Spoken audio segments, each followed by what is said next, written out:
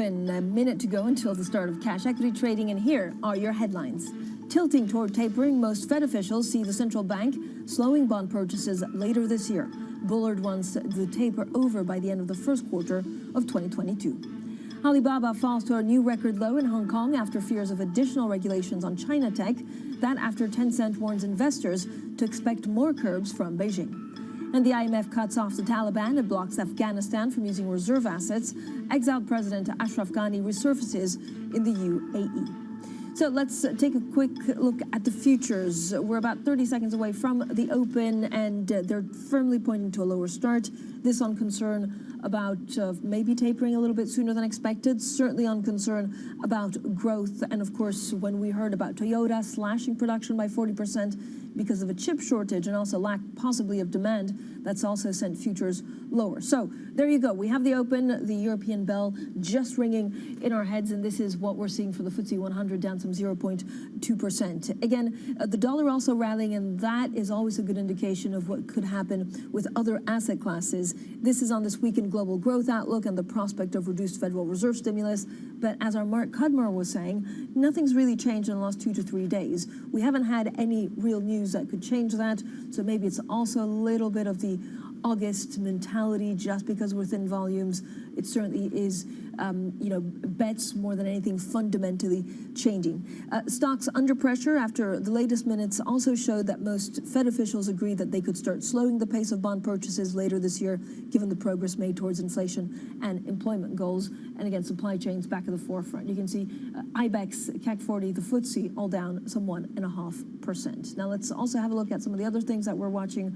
Overall, iron ore, a great indicator actually of what kind of global growth we could see, almost losing 10% in today's trading session. Our experts also saying that it probably has another leg lower. Let's get straight to Annika Trajan, head of the Competence Center at Van Lanschot Kempen. Annika, thank you so much for joining us. What are you looking at when you look at the markets, when you look at inflation and some of the concerns out there? What did the minutes actually tell you? Yeah, I think as mentioned earlier, I don't think the minutes tell us that much. I mean, of course, market participants are watching these minutes and will also be watching Jackson Hole like hawks, looking for clues. But ultimately, I think what the minutes are telling us is that tapering will happen at some point, which is something we already knew. I think the only difference you could sort of take out of the minutes is, so far the Fed has been talking about tapering. It could be that at Jackson Hole we get much closer to actually talking about tapering. In terms of the things that matter even more, which is timing of when tapering will start, second of all, how long will tapering take, I think it still appears to be too early for very concrete action, especially from the minutes. The minutes don't tell you much about those two. So what are the markets looking at? Is it supply shortages? I mean, there seems to be a kind of irrational concern because nothing fundamentally has changed about growth prospects. Absolutely. And there appears to be this sort of wall of worry, and it almost feels that investors are looking for excuses to continue to climb this wall of worry. And I think the inflection, because, so far markets have been amazingly robust, right? I mean, take the S&P 500, look over the last 10 months, remarkably strong, despite, different movements in the bond market. So maximum drawdown in the last 10 months has been, less than 5%, so remarkable. What you have seen starting to creep in, and that's also what bond markets started to sniff out as well, is consumer sentiment starting to roll over. The Michigan survey really alarmed a lot of market participants. And I think the interesting thing to disentangle here is, to what extent is sentiment from consumers being hit by the Delta variant, or to what extent is it simply a reflection of, another example of concerns around inflation? And I feel it's becoming more and more the latter. Put yourself in a consumer's shoes. We all are consumers. Take consumers in the US.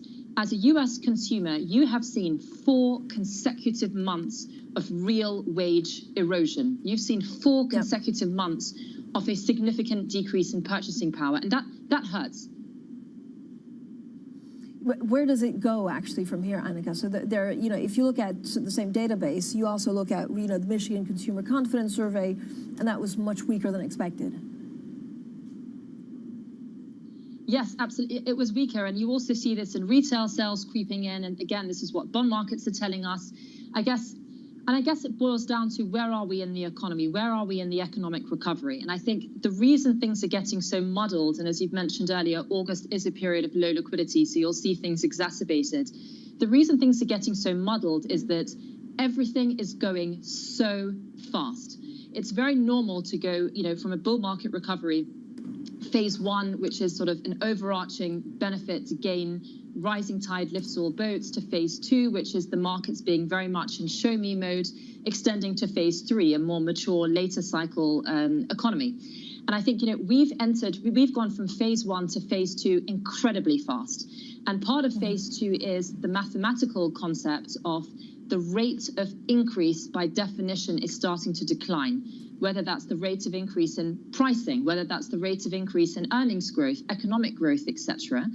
And I think the sort of risk of stagflation, the risk that purchasing power is being abated, but there's not much that central banks can do from a monetary policy perspective, because perhaps economic growth isn't strong enough to withstand more hawkish behavior.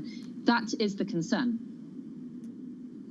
Annika, thanks so much. Annika Treon there, head of the Competence Center. That's quite a title at Van Lanschot Kempen. Stays with us. Now, coming up, China's tech crackdown continues to hit big names, including Alibaba and Tencent. We'll dig into the Chinese market story next. This is Bloomberg.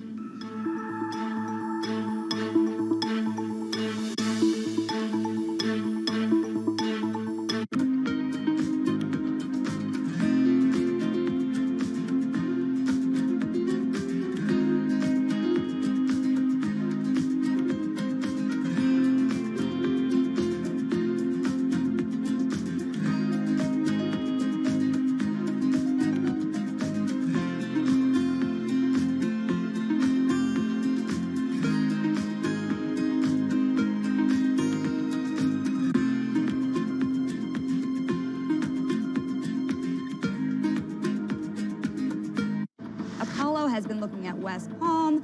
They have been looking at outside of New York for offices. How are you thinking about your footprint as people return to the office and want to work from different places? Yeah, so it's the new Apollo. I think flexibility is the name of the game.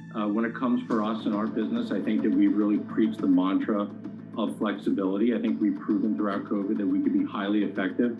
In fact, if you look at the bottom line, I think more effective than we've ever been in our history through a flexible work environment. So as we head back for the fall, we've really preached to all of our businesses to lean in and embrace this flexibility and go where the market goes. We're in a competitive industry. Our portfolio companies are in a very competitive labor environment. And I think businesses that just want to go back to the way things were are missing a huge opportunity to learn from what's gone on over the last 18 months.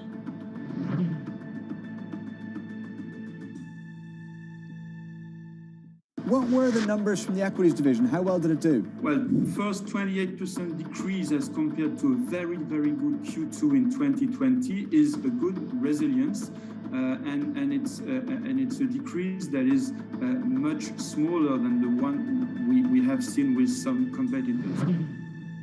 Had an exceptional Q2. It's time. The narrative of the day is strong earnings. Bloomberg has the numbers. We have about $12 trillion worth of market cap right here. Find out who's winning. Tesla beating across the board. And who's losing.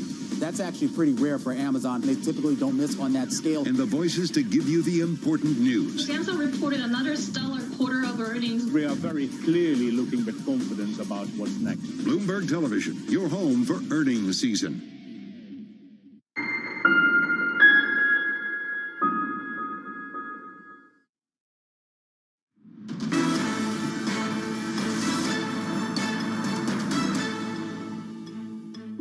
We're just noting that we are at that very high point in the cycle.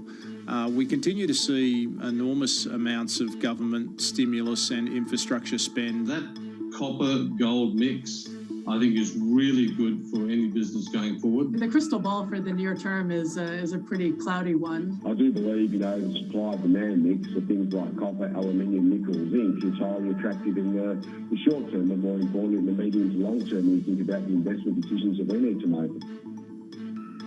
Some of our recent guests are on Bloomberg TV discussing the outlook for commodities. Well, we're 10 minutes into the European trading day, and if you look at equities, they're not looking great today. Down some 1.3%. Again, it's the month of August, so some of the moves could be exacerbated by the lack of volumes. The focus firmly on growth. The fact that there's a worry that actually we're not going to have the kind of growth that maybe we were expecting a couple of weeks ago. At the margin, we wouldn't read too much into it because it is also a backward-looking figure, but at the margin, maybe a little bit of anxiousness about what we heard from the Fed minutes, that tapering could, well, not come sooner than expected, but maybe end sooner than expected. And then the other thing we need to look at is, of course, what we heard from Toyota, that really moved futures because of a supply chain issue and a chip shortage coming back at the forefront. Maybe we'll see the same move by other automakers also having to cut production. Let's also take a look at what else is on the move this morning. Rio Tinto, again, this is part of the global story about growth. It's one of the biggest losers in today's trading session. Rio Tinto, you can see down some 3.3%. Antofagasta, also another one that actually is on the move today. I have to say there's quite a lot of commodities moving. For example, copper is at 9,000, significantly lower. Iron ore also lower, and that's kind of into that narrative. And then GN Stornord, our Joe Easton was bringing us up to date with that stock price, down 10%. And they're a maker, for example, of headphones, but also earpieces. Now, one of the big movers in the Asian session was Toyota, sliding more than 4% in Tokyo after the car maker said the chip shortage would force it into a massive output cut in September. Don't miss our interview later this morning with Bob Carter, Executive Vice President of Sales for Toyota Motor North America. That's at 10:30 a.m. UK time. Now, China's big tech stock continued their sell-off today with Alibaba falling to a record low as Beijing flagged a fresh round of regulations. Rival Tencent also added to the angst with a warning to investors to brace for further curbs as the company posted the slowest quarterly growth in 2 years. Meanwhile, there was some short-term relief for China's credit investors, with bad debt manager Huarong receiving a government-backed bailout after 5 months of turmoil. Well, we're back with Annika Treon from Van Lanschot Kempen. Thank you so much, Annika, for joining us and sticking around. What's your take, first of all, on European equities? I want to talk about China in a second, but I know you're looking at European equities and you have quite an interesting call on them. Sure.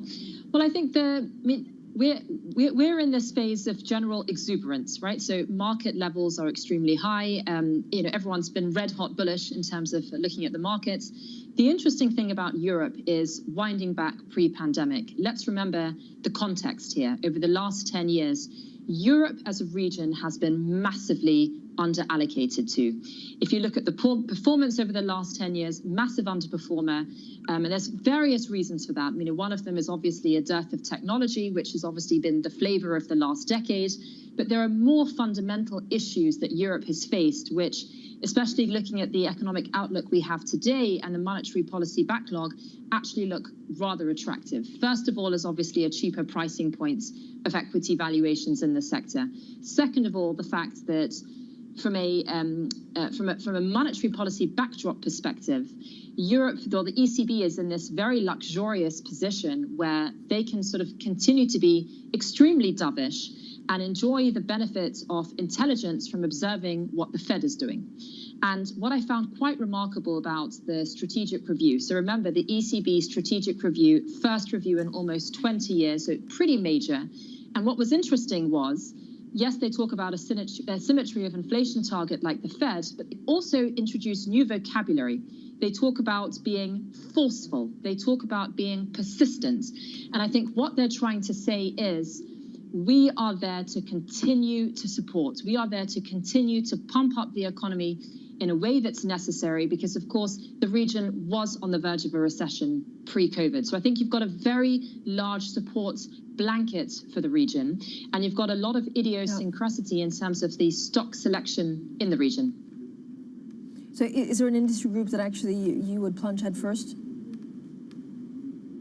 Yeah, I mean, it's, well, the other thing that's striking, just to answer your question, the other thing that's striking is, you know, post-COVID, there's been enormous amounts of monetary, but also fiscal support. And that's really what's, you know, got the economy raving on. Let's not forget in Europe, the 750 billion recovery fund, which took, you know, over a year to agree upon. This has only been started to be deployed. So I think there are sectors which benefit from, you know, huge amounts of money, which is yet to be deployed in those areas. But I think, again, going back to what I mentioned earlier, it's very stock specific. It's very, very idiosyncratic, especially when you're in an inflationary environment. You need to validate which companies have the pricing power to be able to pass on higher input costs to their customers. Annika, what's your take on China? So we see regulation after regulation in the space of 3 weeks. It seems that, you know, the landscape for every tech company, no matter what they touch on, is changing. No, absolutely. I mean, it's got sort of governance red alarm bells ringing. And I think, you know, the tricky thing is, and you're starting to see big asset managers start to make calls, you know, have we reached the trough of how tough things are over there? Is there a buying opportunity there? I mean, given the fact that it's so much about the political situation and there's so much uncertainty around the governance side, I think making such a big call is challenging. I think what is interesting, though, if you again bring it back to, well, your point about tech, but also from a global perspective, it is interesting. Of course, the China regulation on tech is very, very different to the nature and extremity of regulation from other regions. But I think it's fair to say that tech as a sort of asset class, you know, tech, large growth tech companies, it's not as straightforward an investment case as it used to be. Look at the regulatory efforts that Europe has been making on antitrust, which has now been, you know, bundled also with privacy law, etc. Look at what Biden has been putting in. China also jumping on the antitrust bandwagon. Obviously, there are other incentives for China to do that. But I think what that means is, again, investing in the tech sector is not as simple as let me go long tech. It's a case of really identifying which specific companies within the tech sector are riding on such a compelling structural growth wave, you know, with such fantastic network effects, that despite those headwinds, there's still enough, you know, ammunition, momentum to be excited about those companies. Great. Thank you so much, Annika Trail, there, head of the Competence Center at Van Lanschot Kempen. Coming up, speaking from exile in the UAE, the Afghan president, Ashraf Ghani, calls on the Taliban to build an inclusive government. We discuss the latest Afghanistan developments next. This is Bloomberg.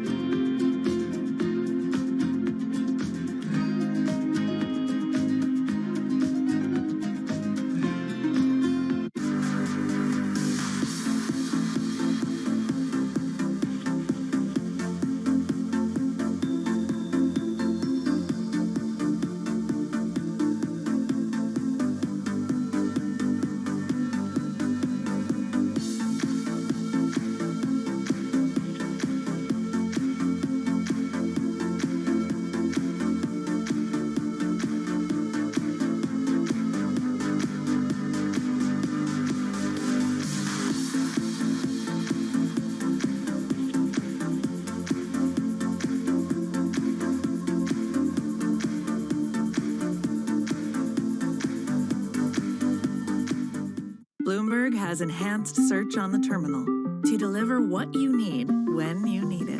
Now, you can simply type phrases in everyday English in the command line. Compare financials. Find people.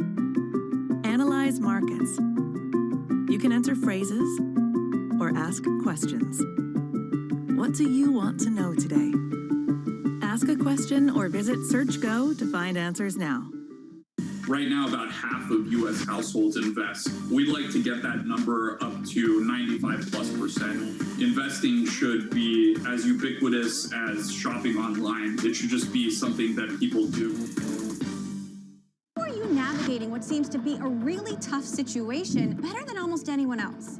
We've worked hard on the supply chain. There's no question there's a lot of work to do in the supply chain for semiconductors. And we're happy that we were able to exceed our second quarter guidance as well as, guide up for the rest of the year.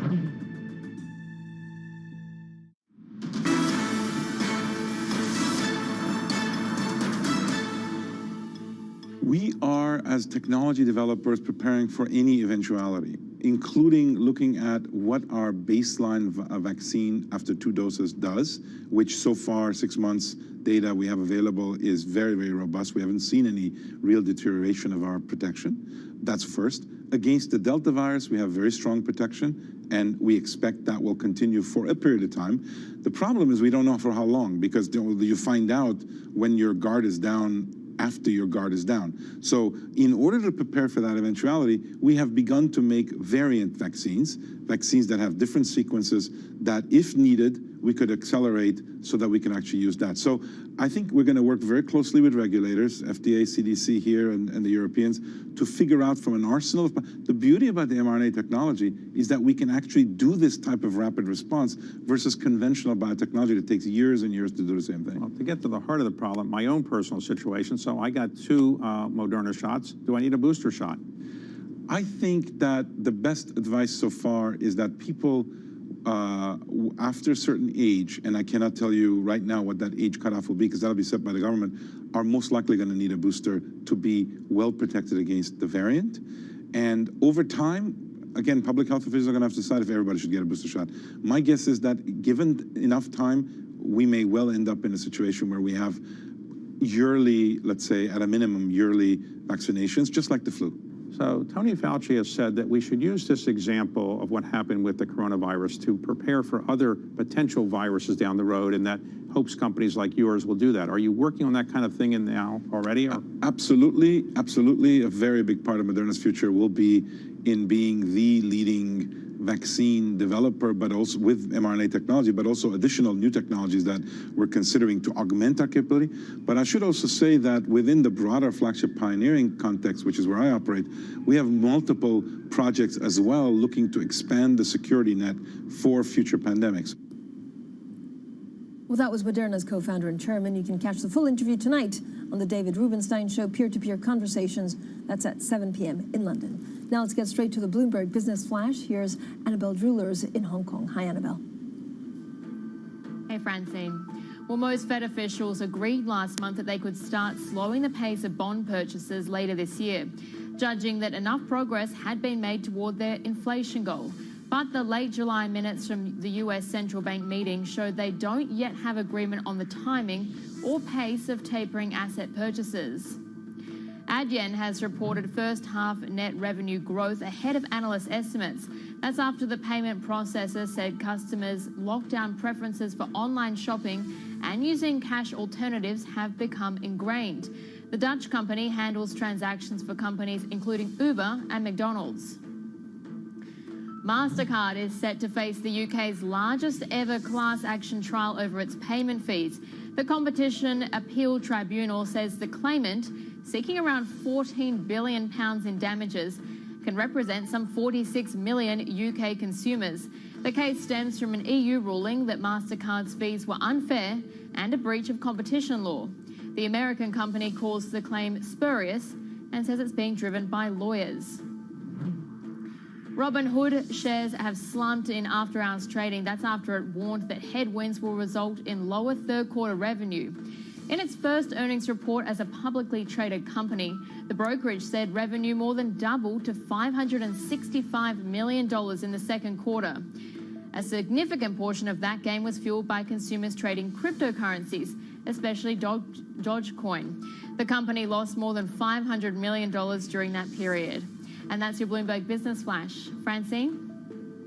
Annabelle, thanks so much. Annabelle Jewelers there in Hong Kong. Now, exiled Afghan President Ashraf Ghani has defended his decision to flee Kabul as the Taliban advanced towards the capital and toppled his government. He addressed the nation from the UAE.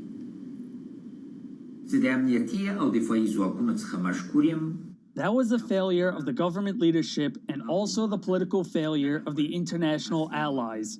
This is the failure of the peace process that changed to a war process. Now, for more on all of this, we're joined from Doha by Bloomberg's Simone Foxman. Simone, first of all, in the diplomacy process, is there any sense that actually a Taliban-controlled Afghanistan will be recognized internationally?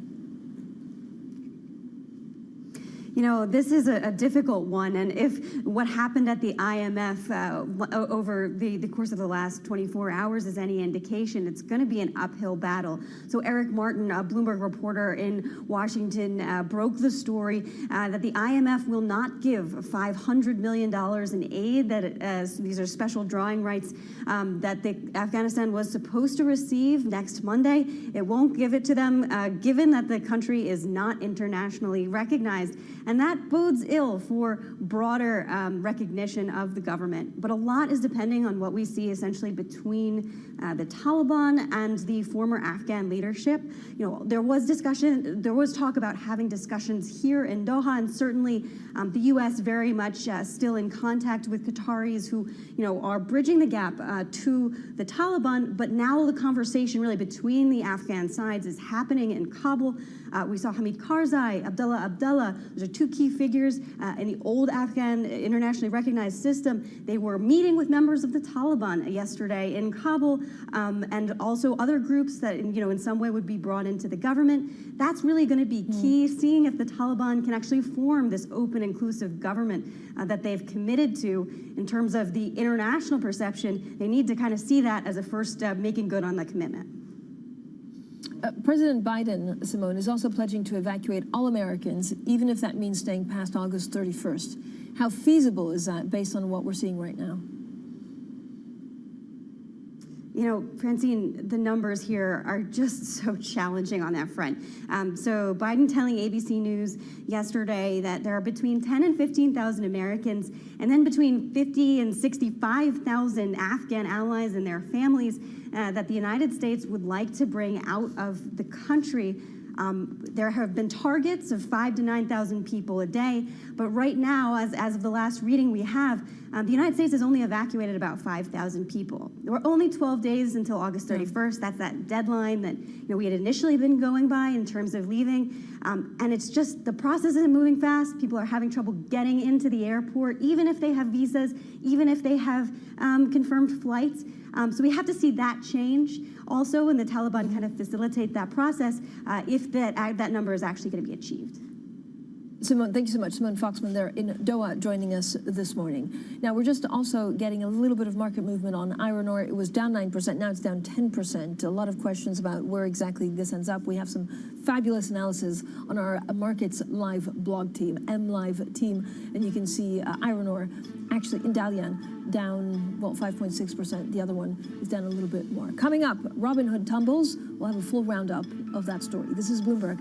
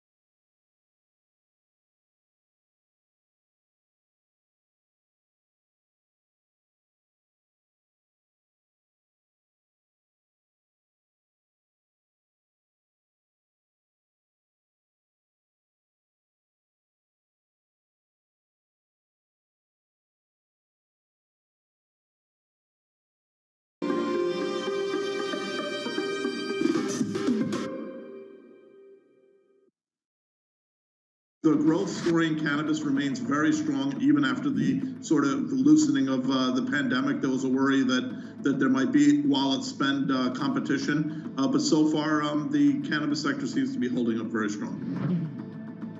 Trading revenues coming in better than expected. Everything cash, $1.4 trillion of cash. One of the most notable aspects of this report that was stellar.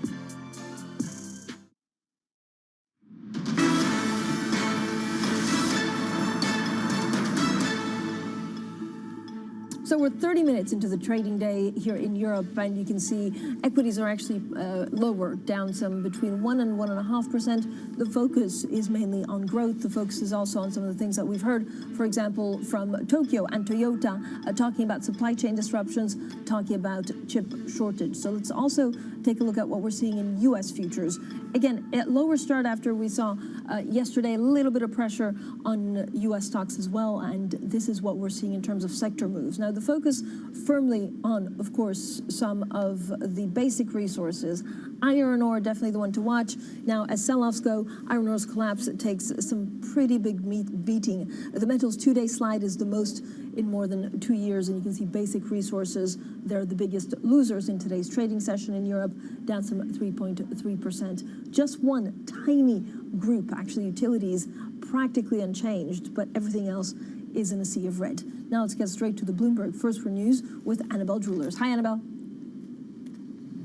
Hey, Francine. Well, UK Prime Minister Boris Johnson says the government will honour its enduring commitment to the people of Afghanistan by accepting 20,000 refugees. Speaking at an emergency session of Parliament, he called for international cooperation to prevent a humanitarian crisis. Johnson faced heavy criticism, including from members of his own Conservative Party, that the withdrawal and evacuation was poorly planned. It would be a mistake for any country to recognise any new regime in Kabul prematurely or bilaterally. We will judge this regime based on the choices it makes and by its actions rather than by its words. A large UK study has found vaccines are less effective against the Delta variant of COVID-19. The Pfizer-BioNTech shot was 93% effective against symptomatic infection shortly after a second dose. That compared with 71% for the Oxford-AstraZeneca jab.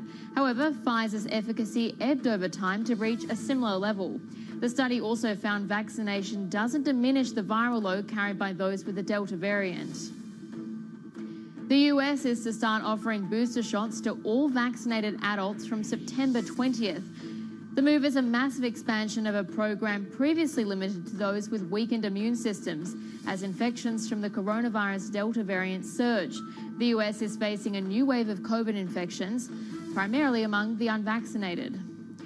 Global news 24 hours a day on air and on Bloomberg Quick Take, powered by more than 2,700 journalists and analysts in more than 120 countries. This is Bloomberg. Francine? Annabelle, thanks so much. Annabelle Drewlers there in Hong Kong. Now, as a global chip shortage drags on, Bloomberg's Matt Miller spoke with Nissan's COO about the impact it's having on the automaker and how much longer it'll continue. The whole world is going through this chip shortage, and we are managing it. We are managing it together as alliance and reallocating region by region, product by product. However, what we saw recently is light of hopes. I will not say 100%, but light of hopes of improvement. But unfortunately, the Southeast Asia pandemic surged, and we are seeing impact on the global industry again. So we hope that it's not about chip shortage, yes or no. It's more about that how quickly the world is out of this pandemic, keeping the people's safety as first priority. Well, Nissan COO there talking about the car makers' supply issues. Now, staying with the semiconductor shortage, and the largest U.S. chip maker has topped estimates on both second quarter and its forecast. But NVIDIA is warning its bid to acquire ARM is taking longer than expected. Our U.S. West Coast reporter Ed Ludlow has the story. NVIDIA continues to see strong demand from gaming and data centers. In fact, gaming revenue surged 85% in the quarter to more than $3 billion. And they gave a rosy outlook for the current quarter as well. That demand is still there. In fact, demand is greater than supply, according to NVIDIA. The chip shortage is here to stay at least into most of next year, 2022. NVIDIA has this business model that's been discussed throughout the chip shortage, which it designs its own chips and then outsources production to the likes of TSMC and Samsung. That's where the bottleneck is.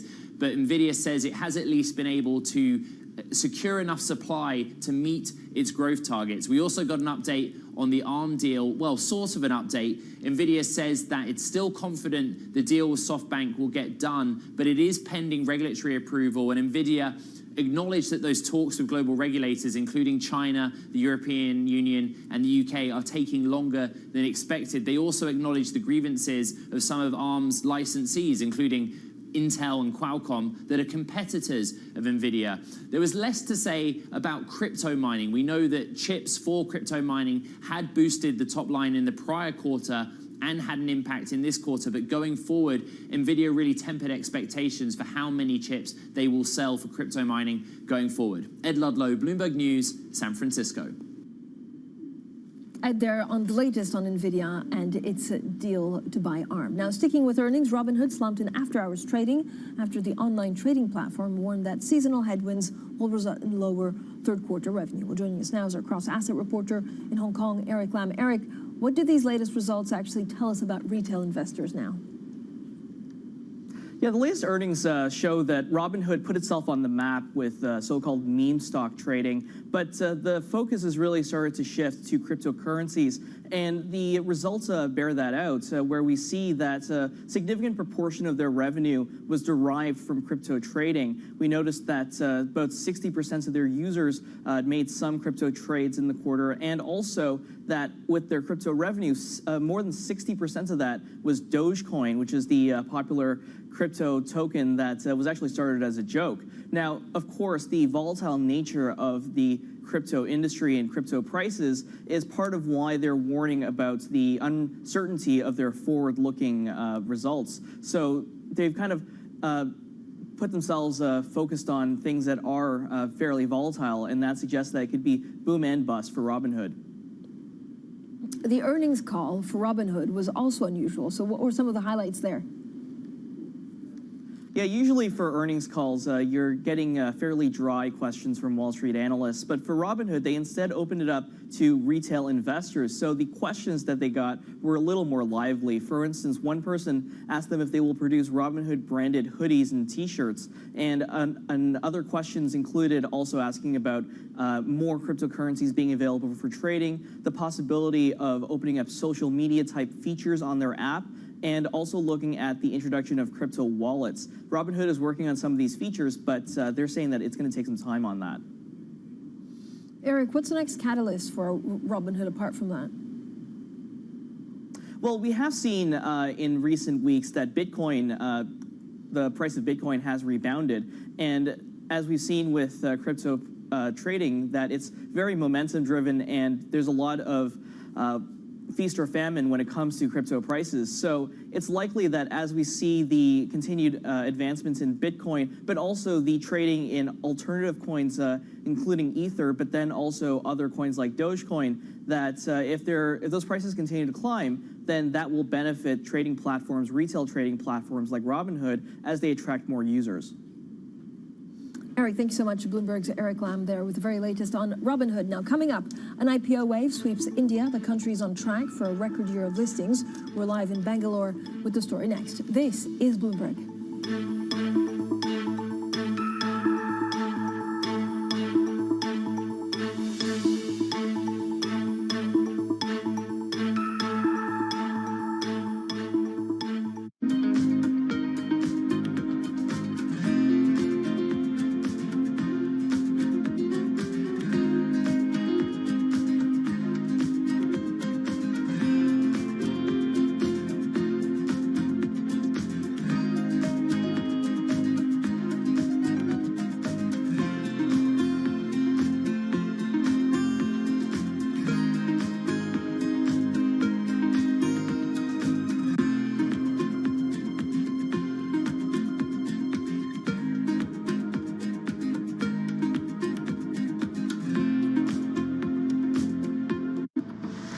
we talk about those NPLs?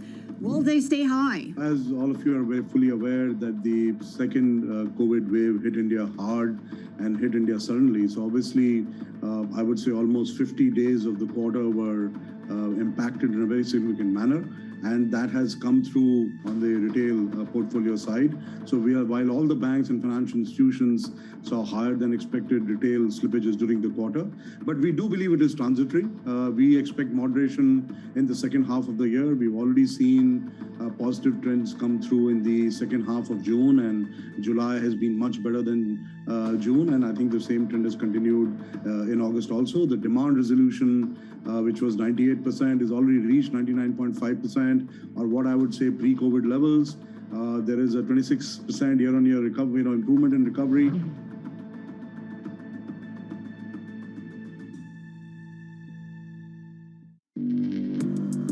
Access the financial world on demand.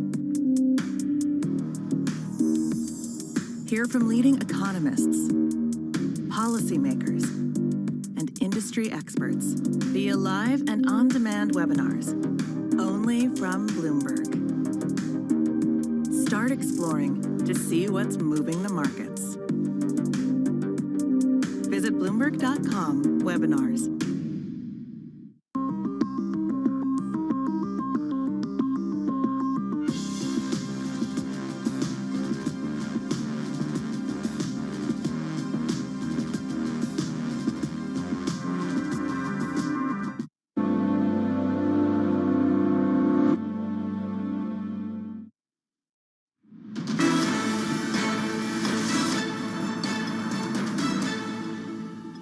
We're 40 minutes into the European trading day, so let's get straight to what the markets are doing. You can see there's a lot of pressure actually on a lot of commodities, especially iron ore, down 10% in today's trading session. Concern about growth, and of course, iron ore, there's also a couple of technical factors. I've been reading some of the bank analyst notes actually saying that this iron ore could also fall further. Now let's get straight to the Bloomberg Business Flash. Here's Annabelle Drulers in Hong Kong. Hi, Annabelle. Hey, Francine. Well, most Fed officials agreed last month that they could start slowing the pace of bond purchases later this year, judging that enough progress had been made toward their inflation goal. But the late July minutes from the US Central Bank meeting showed they don't yet have agreement on the timing or pace of tapering asset purchases. Shares in Toyota have slumped as much as 4.7%. That's after a report that the global chip shortage will force it to cut production for September by 40% from its initial plans. The world's largest automaker had intended to build about 900,000 cars next month, but according to the Nikkei, that number has been reduced to about 500,000. Adyen has reported first half net revenue growth ahead of analyst estimates. That's after the payment processor said consumers' lockdown preferences for online shopping and using cash alternatives have become ingrained. The Dutch company handles transactions for companies including Uber and McDonald's. MasterCard is set to face the UK's largest ever class action trial over its payment fees. The Competition Appeal Tribunal says the claimant, seeking around £14 billion in damages, can represent some 46 million UK consumers. The case stems from an EU ruling that MasterCard's fees were unfair and a breach of competition law. The American company calls the claim spurious and says it's being driven by lawyers. And that is your Bloomberg Business Flash. Francine? Annabelle, thanks so much. Annabelle Drulers there in Hong Kong. Now, an $8.8 billion IPO wave is sweeping India.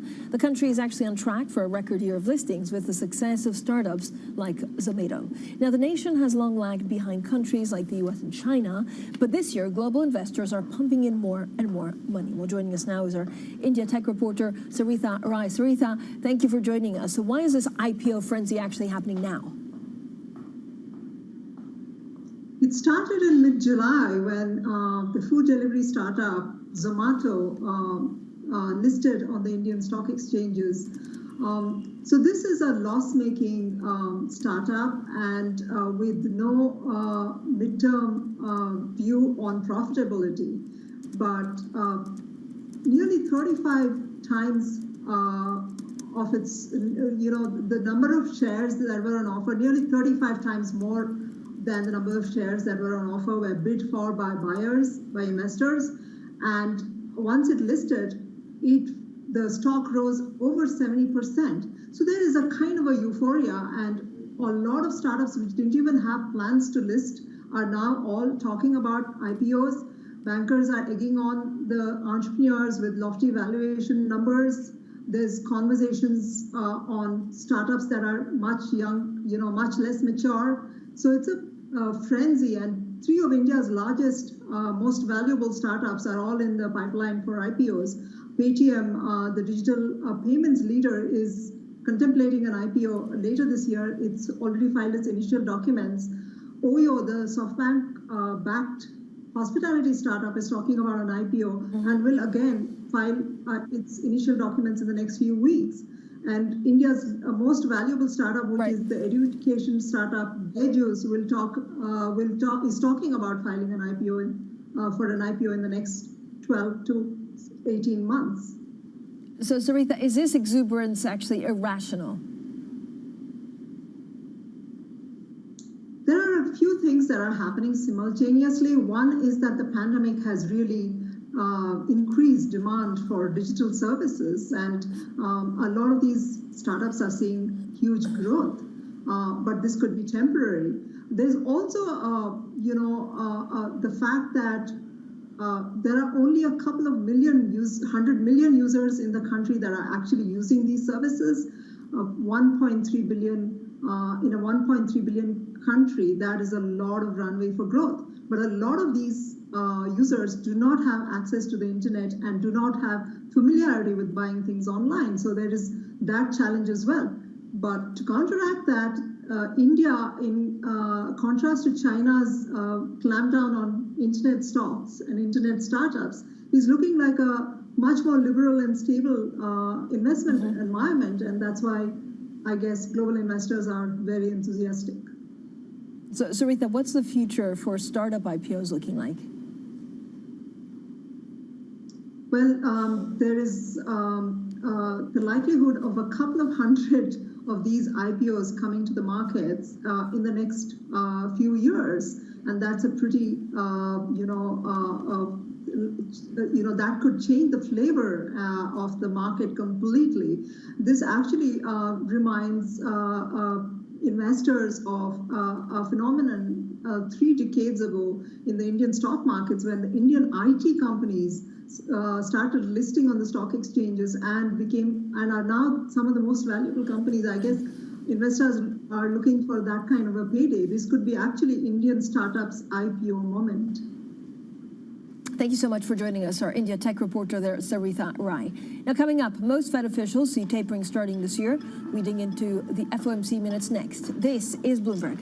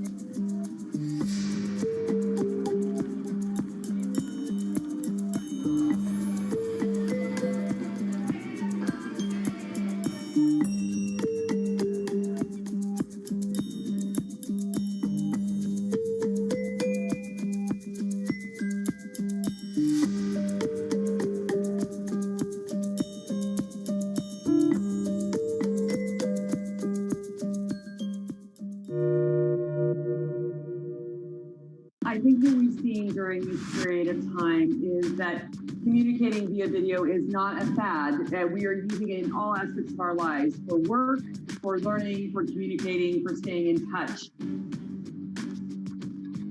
It's really a reminder, isn't it, just how sensitive the markets are to any commentary about trade. We did see some pressure on the yuan, we did see some pressure on the futures. That is now being reversed.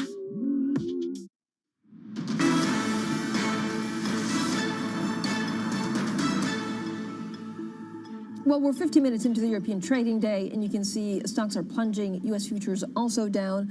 There's more and more concern that the Federal Reserve may actually start tapering stimulus this year, even as the Delta variant undermines global growth. So those are certain dynamics, actually, that we're seeing out there. And we're also seeing commodities really take a hit on the back of Toyota announcing that it was cutting production 40% because of chip shortage. Now let's get straight to the Bloomberg First Word News with Annabelle Jewelers. Hi, Annabelle. Hey, Francine. Well, President Biden says the U.S. will remain in Afghanistan until all Americans are able to leave the country, even if that takes longer than his August 31st deadline to withdraw. He told ABC News that American intelligence didn't foresee such a rapid advance by the Taliban. The idea that somehow there's a way to have gotten out without chaos ensuing, I don't know how that happens. UK Prime Minister Boris Johnson says the government will honour its enduring commitment to the people of Afghanistan by accepting 20,000 refugees. Speaking at an emergency session of Parliament, he called for international cooperation to prevent a humanitarian crisis. Johnson faced heavy criticism, including from members of his own Conservative Party, that the withdrawal and evacuation was poorly planned. It would be a mistake for any country to recognise any new regime in Kabul prematurely or bilaterally. We will judge this regime based on the choices it makes and by its actions rather than by its words. A large UK study has found vaccines are less effective against the Delta variant of COVID-19. The Pfizer-BioNTech shot was 93% effective against symptomatic infection shortly after a second dose. That compared with 71% for the Oxford-AstraZeneca jab. However, Pfizer's efficacy ebbed over time to reach a similar level. The study also found vaccination doesn't diminish the viral load carried by those with the Delta variant. And the US is to start offering booster shots to all vaccinated adults from September 20th. The move is a massive expansion of a program previously limited to those with weakened immune systems. That's as infections from the coronavirus Delta variant surge. The US is facing a new wave of COVID infections, primarily among the unvaccinated. Global news 24 hours a day on air and on Bloomberg Quick Take, powered by more than 2,700 journalists and analysts in more than 120 countries. This is Bloomberg. Francine? Annabelle, thank you so much. Annabelle Jewelers are in Hong Kong. Now, joining us now for more on the markets is Noor Al-Ali from our Bloomberg MLive team. Noor, good morning to you. So what are the major themes for markets today? Good morning. Thank you for having me. Well, honestly, deteriorating sentiment is what's dominating markets at the moment. You can start seeing that by looking at what's happening across assets, whether it's equities from Asia through equities in the morning with the European Open and commodities as well. There's been somewhat of a burden here that's being shared. Now, let's just keep in mind that it is August. There are low volumes, of course, but what we're really seeing is just how the market is actually pricing the Delta variant at the moment after the flood of negative events that we've seen over the past couple of weeks. And when you add to that the Fed's notes from yesterday, yes, it did happen a couple of weeks ago, but that just adding that to the mix doesn't make it a lot easier. Yeah, I was going to ask you actually, Nora, about the Fed minutes. How significant are they? Because a number of people in the market say, look, they're backward-looking. That we haven't really learned that much out of them, but it does seem to be moving markets at the margins. Well, look, I mean, let's take a step back here. When the Fed was talking, when the meeting was conducted at the Fed, tapering was what everyone cared about at the moment. So obviously we saw that from the notes. But is it new? Does it give us anything that we haven't seen already from headlines from various Fed officials? I'm going to say no, but it does add to the sentiment here. There is now growing concern about the Delta variant, and then come the notes that show whether or not the Fed will taper. Now, everyone is concerned that the Fed may taper at a time where slowed growth is predominant now across the globe. You've got the Delta variant now, obviously, really meddling into what's happening in different countries. I mean, you saw what happened with New Zealand. You saw what's happening with China as well. So all of that really is feeding into it. And the Fed's notes yesterday didn't really help the sentiment. Noor, what's your take on what's happening? I mean, so we saw Toyota, right, cutting production because of supply chain issues, maybe some demand issues as well. And after that happened, markets really, went lower further. So is there a worry out there that actually more car makers will have to do the same?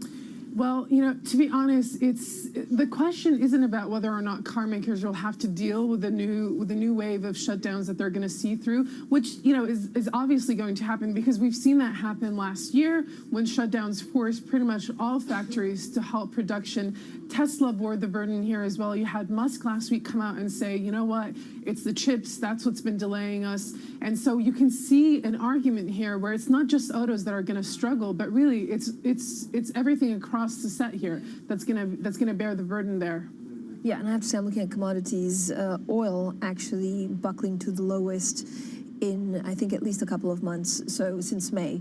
Thank you so much, Noor Ali there from our MLive team. We'll keep a very close eye on some of these commodities. Now, that's it for the European Market Open. Surveillance Early Edition is up next. Again, we were having a good conversation with Noor Ali about where these markets could be heading. Today, there's pressure from the Delta, pressure in general about where growth will go from here.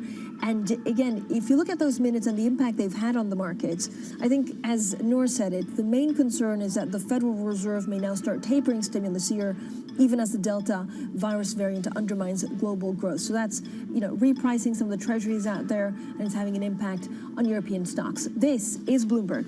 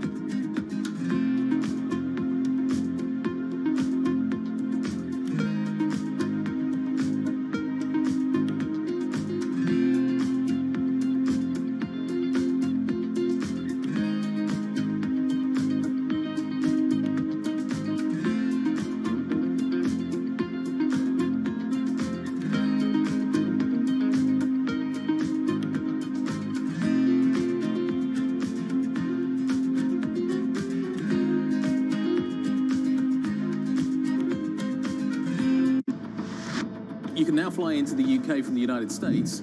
What about some reciprocity?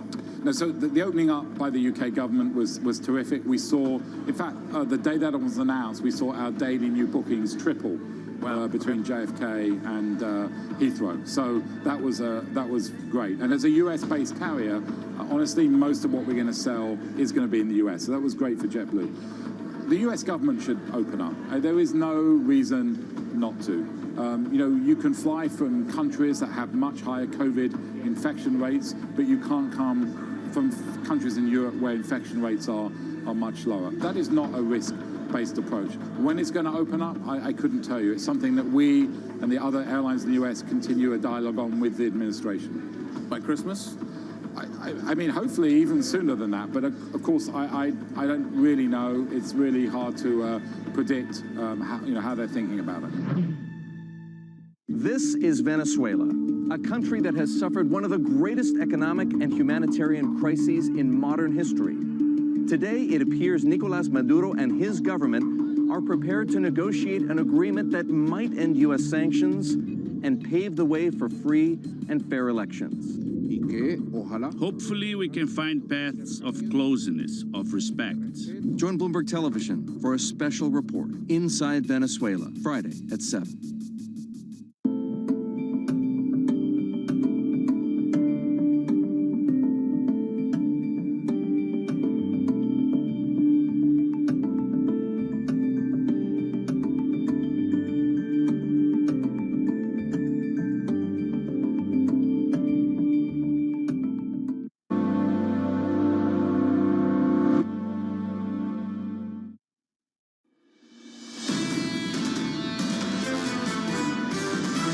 We know the Delta variant's top of mind with the consumer, and it's certainly something we're watching closely. COVID is a real disease that gets people really sick, and vaccines protect against those real diseases that get you really sick. So the silver lining is we're now taking COVID seriously, which means people are getting vaccinated. Vaccines are the best defense, but masks are extremely helpful as well. To end this pandemic, we have to protect the American people, and we have to continue to do more and more to vaccinate the world. This is Bloomberg Surveillance, Early Edition, with Francine Lacqua.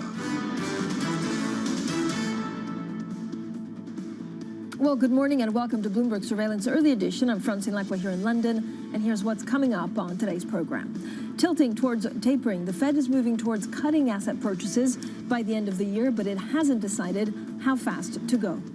Alibaba falls to a record low in Hong Kong after Tencent warns of further regulatory curbs. Beijing also pushes to cut steel output and rein in house prices. Iron ore leads metals lower. And the IMF cuts off the Taliban. It blocks Afghanistan from funding just days before Kabul was set to get almost $500 million. Exiled Afghan President Ashraf Ghani reappears in the UAE, saying he hopes to one day return home. So let's get straight to our top story, and the Federal Reserve is in alignment on when it will wind down its asset purchases. Minutes from last month's meeting show that the FOMC largely agreed that tapering should begin this year. Now, oil also sank to its lowest since May, and the dollar gained. Even as surging inflation grabbed policymakers' attention, several meeting participants are still concerned that price increases could actually slump back to 2%, or below 2%. Meanwhile, some investors are concerned that any large and sustained move of inflation in either direction could also hurt portfolios. Well, yesterday we spoke with Nikolai Tangen. He is the chief executive of Norges Bank Investment Management about the potential for a double shock. We are at a situation now where the bond yields are extremely low and the stock market is extremely high. And so therefore, any main change in inflation will hit both part of the portfolio, you know. And in the past, this is one of them and not the other. But this time it can move in, both can move in the same direction. Well, that was the boss of the biggest sovereign wealth fund in the world, speaking to our Jonathan Farrow. Now we're joined by Kokou Agbo-Blugwa, Global Head of Economics, Cross-Asset and Quants Research at Societe Generale. Kokou, thank you so much for joining us. When you look at the markets and actually try and figure out, you know, what's going on, you know, stocks are down. I don't know whether it's August, and so we're going to see some quirky moves as we do in the summer months, or whether there's a real underlying concern about growth because of the Delta variant and that the Fed could act too soon. Well, I think if you take a step back, the markets have had a tremendous year. I mean, the European markets are up between 20 to 23%. The US market is up between 15 and 20%. It's only Asia and China in particular that's struggling with the regulatory tightening. So it's normal to see a bit of a pullback in a context where you see negative real bond yield, because level of bond yield are pretty low. And inflation or inflation expectations have been pretty stable. So this is an environment that's very bullish for risk assets. And the backdrop of the earnings have also been pretty strong, even though you saw a few profit warning here and there. But the aggregate earnings momentum is still very conducive to a bullish context for risk assets.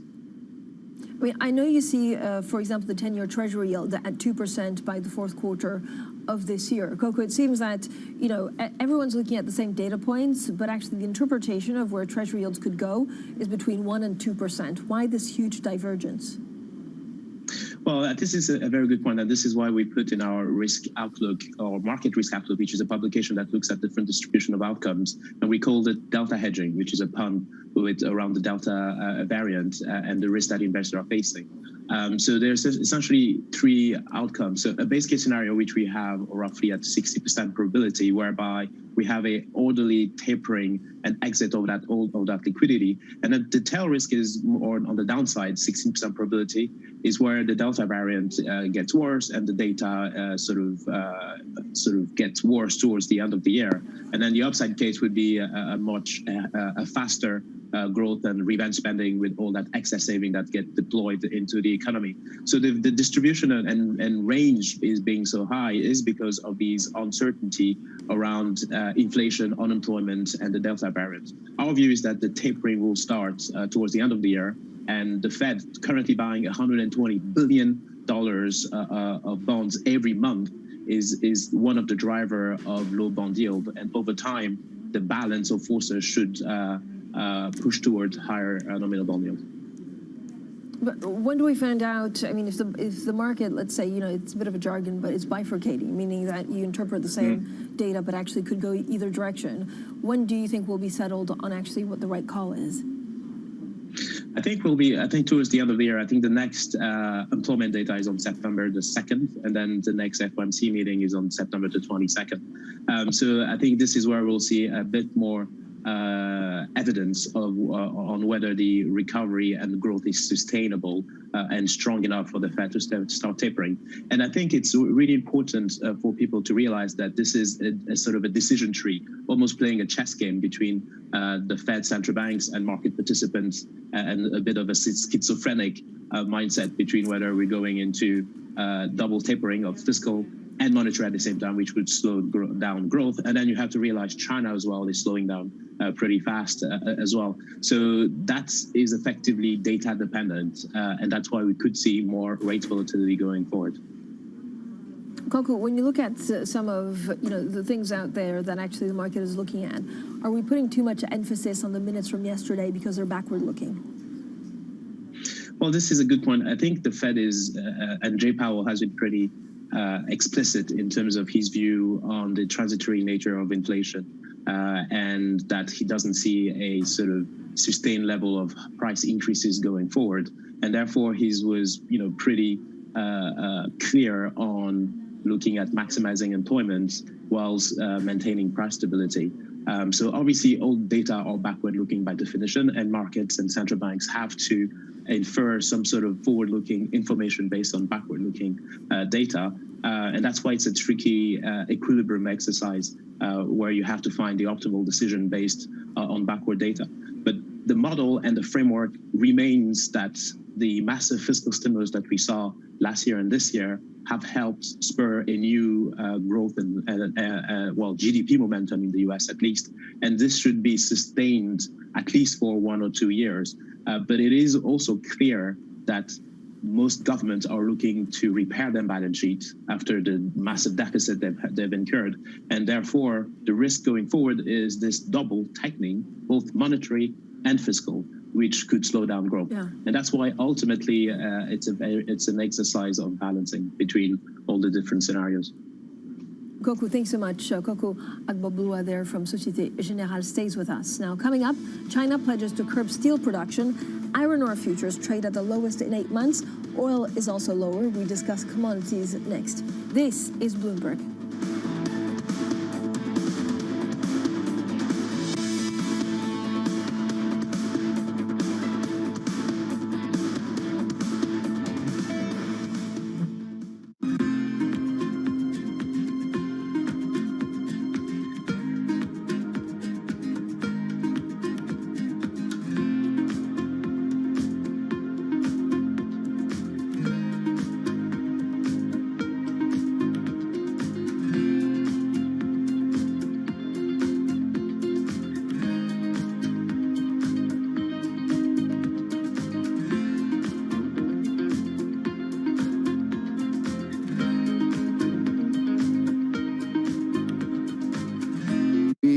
Come together to help less developed, fragile, vulnerable countries with adaptation and resilience, and we can do what we developed world need to do to reduce the damage being done by our practices of the way we produce energy. But how likely is it that we keep that 1.5 degrees within reach? Well, look, the Paris Agreement said well below 2 degrees. That's what everybody signed on to. What is well below? It's certainly not 1.9 or 1.8. It's somewhere close to the 1.5 degrees. And so I think it's very important to do it because every decimal point of rise in temperature is remarkably compounded in the damage that it does. We're at 1.2 degrees today, and you see what's happening. Imagine what happens when you're at 3 degrees or so, which is the track that we are currently on. A Lots happening on Wall Street. It's the basic law of economics. The Fed is telling us this is transitory. Need to catch up? This is Bloomberg Wall Street Week. I'm David Weston. We've got the information and insights. David, you just hit the nail right on the head. From businesses most influential and instrumental. I support the new framework. We need to invest in our systems. Bloomberg Wall Street Week premieres Friday with replays all weekend on Bloomberg Television and Radio.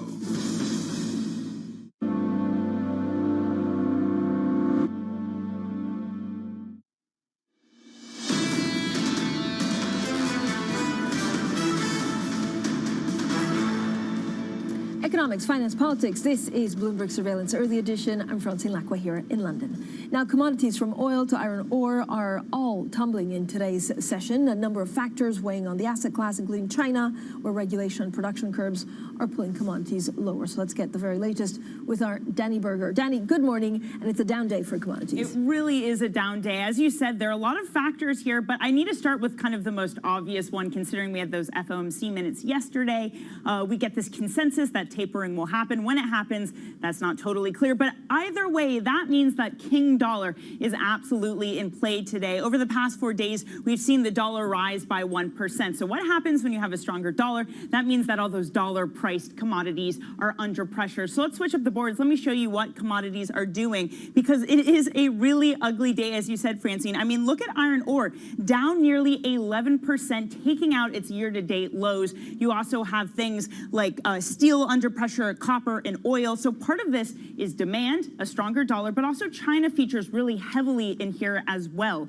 China is doing more to curb the production of steel. So that's why we see some of the steel under pressure. At the same time, China is seeing their housing growth in terms of housing sales growth be at the slowest pace in 6 months. This has started to reignite fears of a housing bubble. So in terms of where the regulatory picture goes next for China, it's reigniting that idea that it's perhaps the housing market. So all of that, all of the materials that you would use in building houses, sinking lower today, Francine.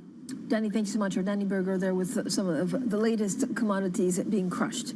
Now, meanwhile, the sell-off in China's biggest tech names continues. Alibaba fell to a record low Thursday after Beijing hit the industry with a new round of regulation. Rival Tencent also warned investors that further rule changes were coming as the company posted its slowest sales growth in 2 years. Well, Kokou Agbo-Bloua from Société Générale is still with us. Kokou, first of all, what do you do with some of the exposure that certain markets have to China? Is it all bets off now because we don't exactly know how much further regulation there is coming? Yeah, clearly the uncertainty is pretty high. And I think it's important to realize that China is changing the rules of the games when it comes to what matters to them. So in the Western world, when you look at equities, you typically have this idea or concept that shareholders are sort of at the top of the stakeholder food chain, so to speak. So you maximize return, which is your fiduciary duty. And China is effectively saying, well, in fact, shareholders are not the core of our focus. It's really society and what they conceive or perceive as fairness based on their principles. So if you look at the private education sector, it's not just about sort of making money and maximizing return. It's really about avoiding rising inequality in terms of access to education, etc. So I think there will be a level of adjustment in terms of fair value for these assets. But at this stage, the volatility is just too high. We need to see where the rules of the games set before market sets new fair values for these equities. So, Coco, we talked a little bit about rates. Where are you on credit? If you look at some of the asset classes, credit, FX, where are you going to see the most volatility? I think credit, we are pretty comfortable. We think credit is going to tighten further in terms of spreads, simply because companies have managed to repair their balance sheet at an incredible speed. And we've called it the vaccination of zombies, because before the crisis, we had a bad balance sheet problem where you had a lot of these zombies, which are companies that are not profitable, but are effectively kept alive by cheap liquidity of central banks and governments. And we were expecting a massive round of default. And this did not occur simply because government injected so much liquidity into the corporate sectors and paid wages for a vast part of the economy, and this allowed companies to repair their balance sheet, cut costs, deal with their working capital, etc. When it comes to FX, we think volatility in FX is likely to rise going forward. When it comes to equity, we're still pretty bullish in terms of the sort of cyclical sectors, given all the green infrastructure, climate change transition, etc. That's happening. So, Coco, if you look at, for example, some of the FX moves, and dollar really caught our attention over the last 2 weeks, where does dollar actually go next? I think the dollar, there's a concept of the dollar smile. So when you have a massive, a tightening cycle, the dollar typically strengthens, coupled with growth. And then when you have a massive risk off, the dollar also strengthens. There's a sort of a level where the dollar underperforms is where emerging market and the rest of the world does better. So I think the momentum here is for further dollar strength, given how decent the data is in terms of employment, etc. So I think we have further strength in the dollar of around 5-6% versus the euro at this stage. And on emerging markets, are there specific emerging markets actually where we could see value? I think when it comes to emerging markets, it really is dependent on the Delta variant and the supply chain bottlenecks, etc. So we are still pretty bullish, generally speaking, in terms of emerging market as a whole, taking advantage of that diversification from LATAM, etc. But we do have a preference for Eastern Europe. I know yesterday there was a bit of movement on VIX. Again, it comes from a very low base, so I don't know whether you're more interested in looking at VIX or actually whether liquidity is something that we should pay a bit more attention to. I think the VIX is going to have spikes, so overall volatility is likely to drop going forward on the equity market because of this massive sector rotation that's going on and the decent earnings momentum and credit spreads not being an issue, at least in the short term.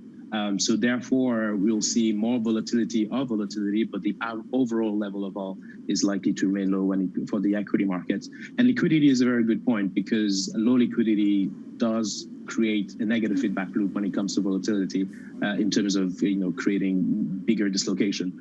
So the summer period is usually an environment where low liquidity is low, but as we move towards September and people come back to work, so to speak, I think liquidity should be something that's more manageable. But that being said, systematic strategies and algorithm trading have also been one key factor to monitor in explaining asset prices and the dislocation versus fundamentals. We talked about it, US 10-year bond yields not being too low versus where inflation is, for example. So I think this is another aspect to watch out for. Coco, thank you so much for all of the insight. Coco Agbogbloua, their global head of economics, cross-asset and quant research at Societe Generale, joining us this morning. Now, exiled Afghan President Ashraf Ghani resurfaces in the UAE. The IMF cuts off the Taliban. We discuss the latest on Afghanistan next. This is Bloomberg.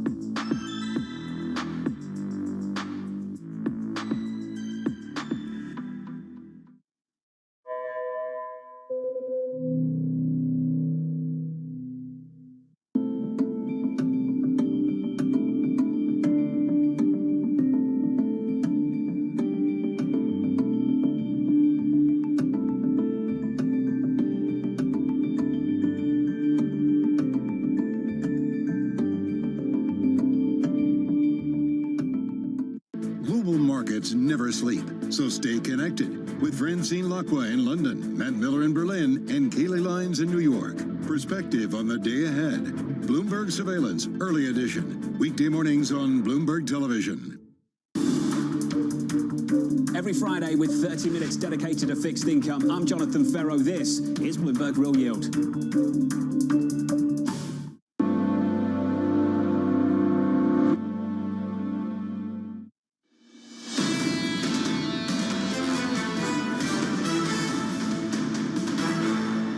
Economics, finance, politics. This is Bloomberg Surveillance Early Edition. I'm Francine Lacqua here in London.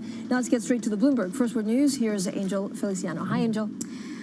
Hi, Francine. A large UK study has found vaccines are less effective against the Delta variant of COVID-19. The Pfizer-BioNTech shot was 93% effective against symptomatic infections shortly after a second dose, compared with 71% for the Oxford AstraZeneca jab.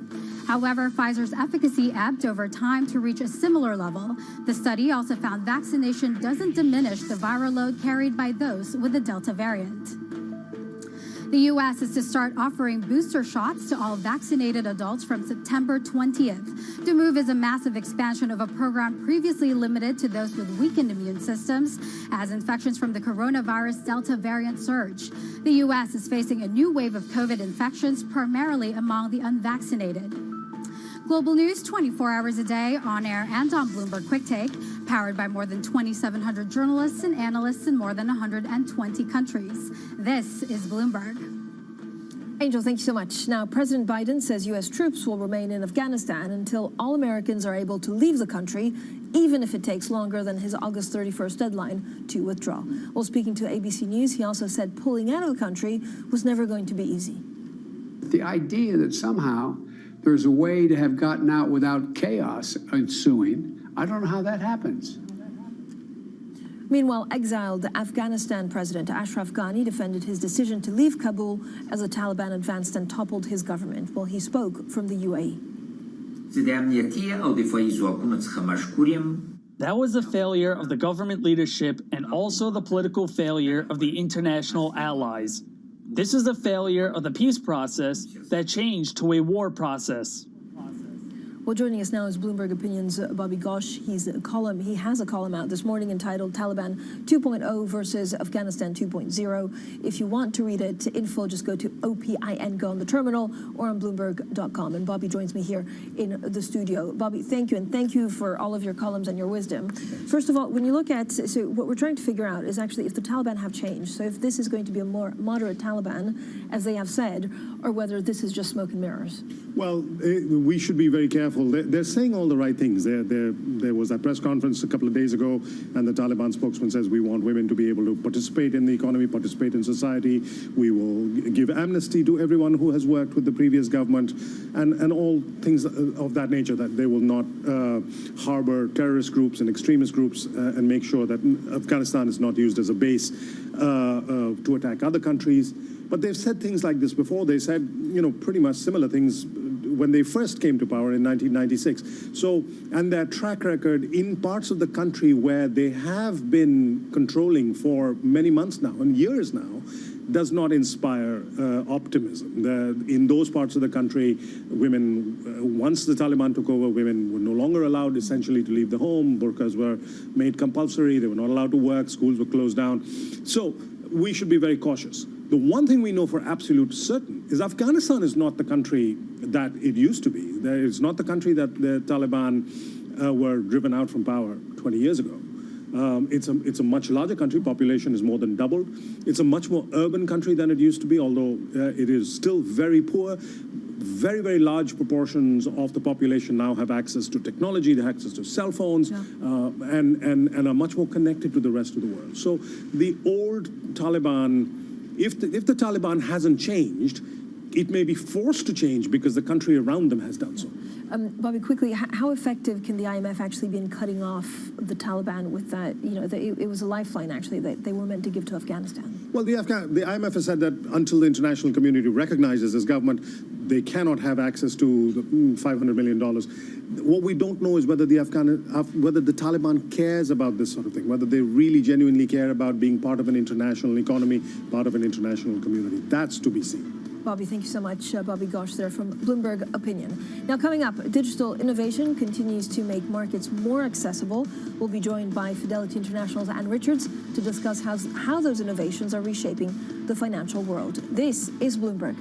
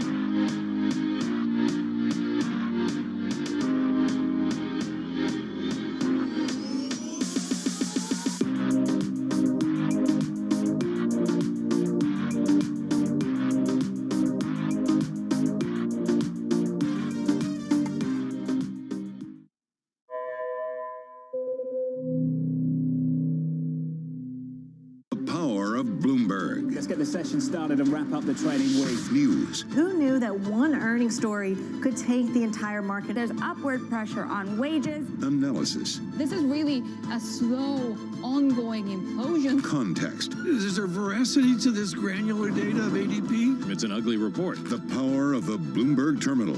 The power of Bloomberg television and radio. Tesla's the one that we got our eyes on. Bloomberg has it covered. Valuations, particularly, sort of the technology landscape, have gotten to some pretty extraordinary levels. So I think it's not a surprise. I don't think it's any indication of the beginning of the end, but I do think markets don't like uncertainty.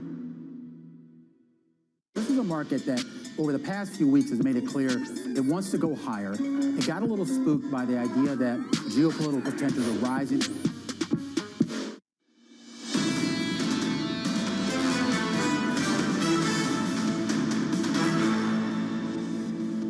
Tilting towards tapering, the Fed is moving towards cutting asset purchases by the end of the year, but it hasn't decided how fast to go.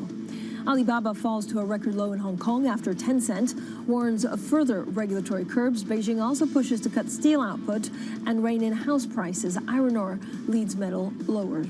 And the IMF cuts off the Taliban and blocks Afghanistan from funding just days before Kabul was set to get almost $500 million. The exiled Afghan president, Ashraf Ghani, reappears in the UAE, saying he hopes to one day return home.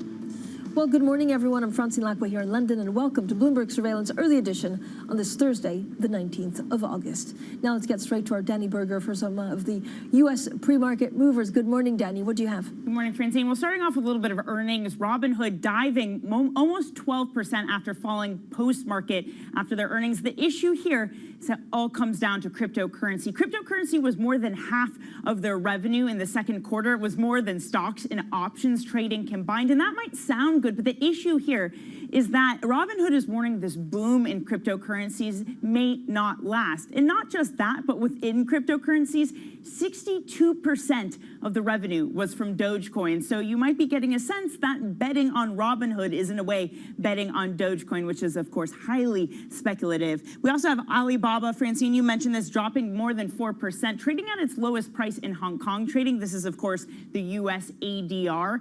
We had concerns emanating from more regulation. China saying that it may continue to crack down on things like online streaming, driving apps, those sorts of things, and Tencent in their earnings yesterday. Also saying that governments can control how those types of companies use their data in advertisements. The final one I have for you, Francine, Toyota dropping 3%, also falling during the Japanese session as well. The Nikkei reporting that they're going to cut their production 40% for September. It all has to do with the chip shortage. It's continued and getting even worse considering the Delta variant outbreak in Southeast Asia means that a lot of those supply chains are yet again under pressure, Francine.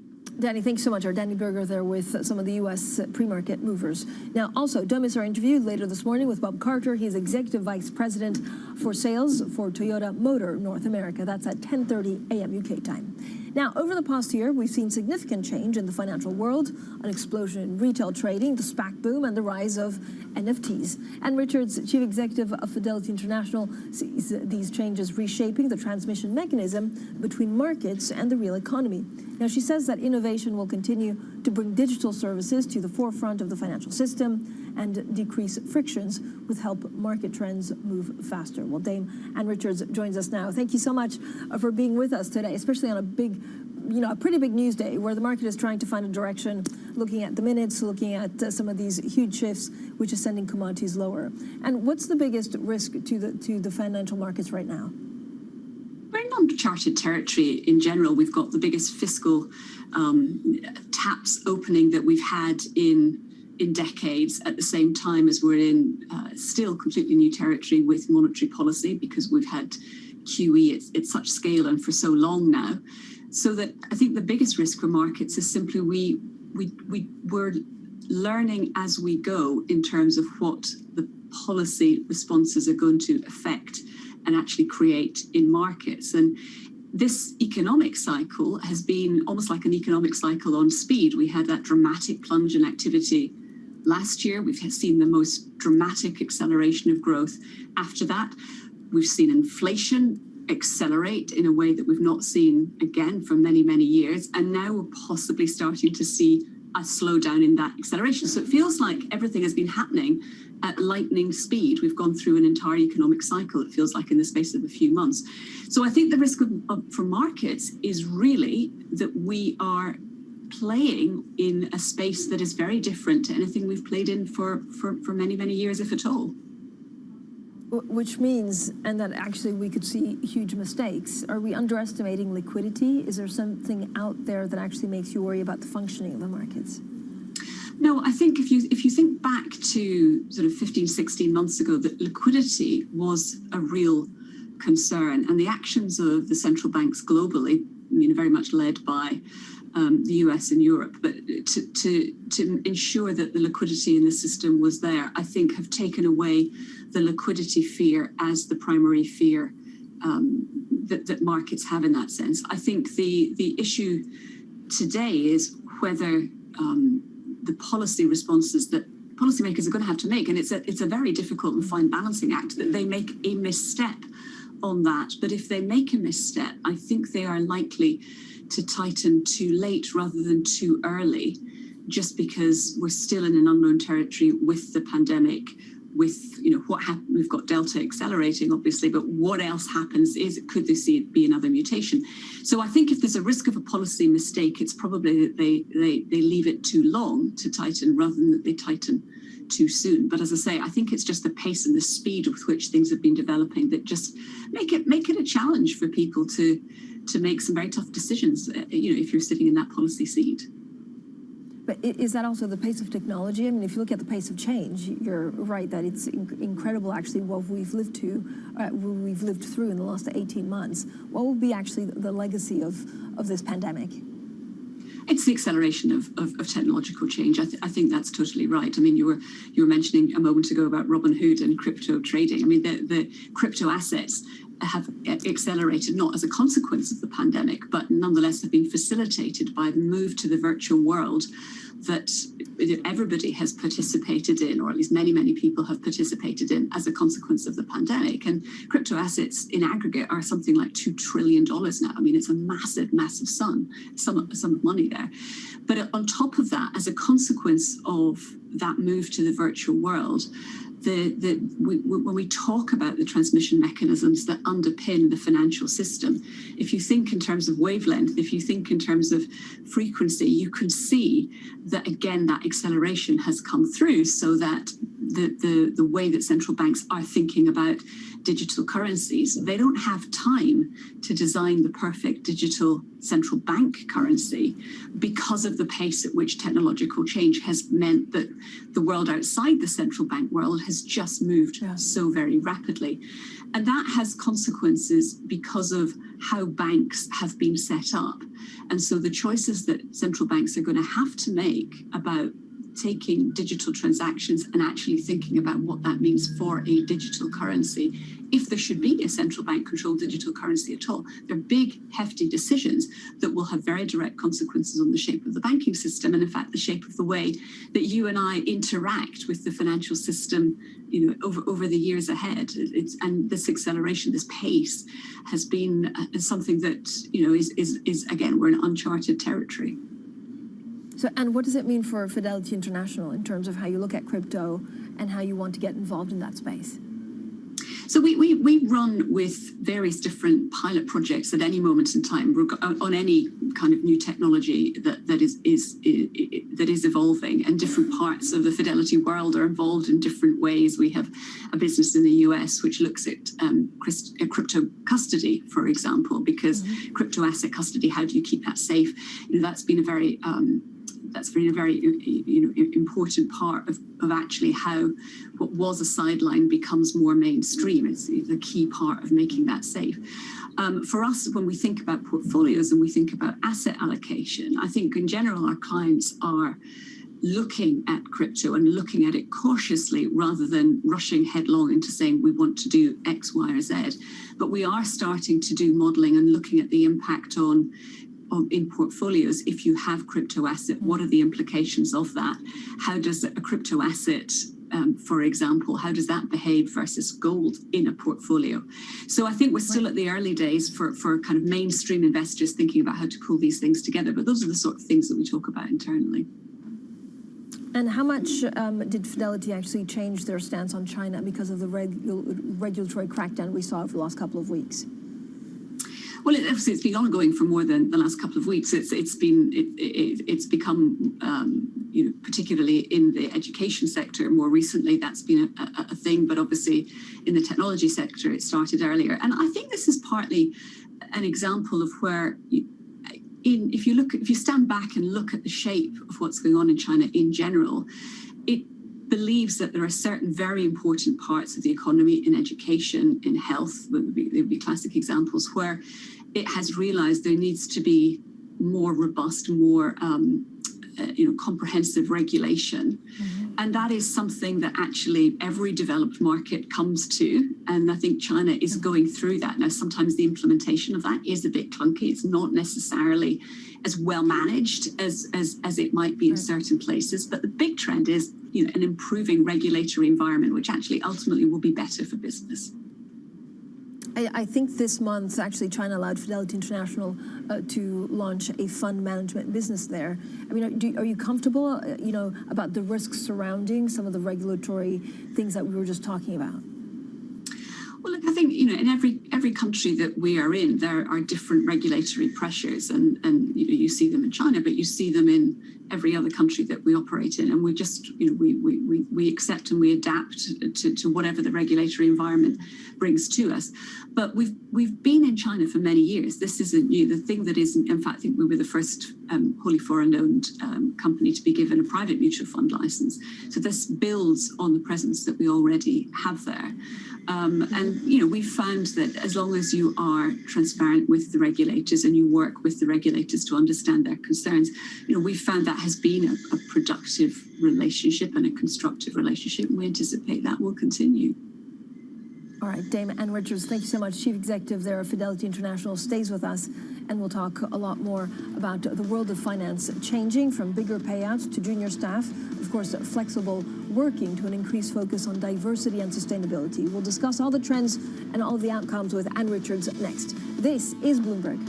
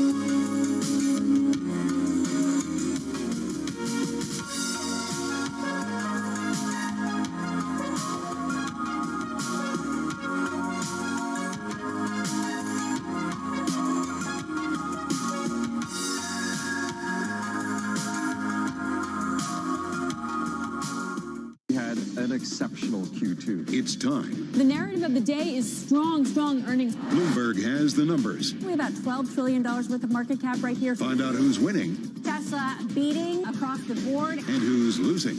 That's actually pretty rare for Amazon. They typically don't miss on that scale. And the voices to give you the important news. Samsung reported another stellar quarter of earnings. We are very clearly looking with confidence about what's next. Bloomberg Television, your home for earnings season.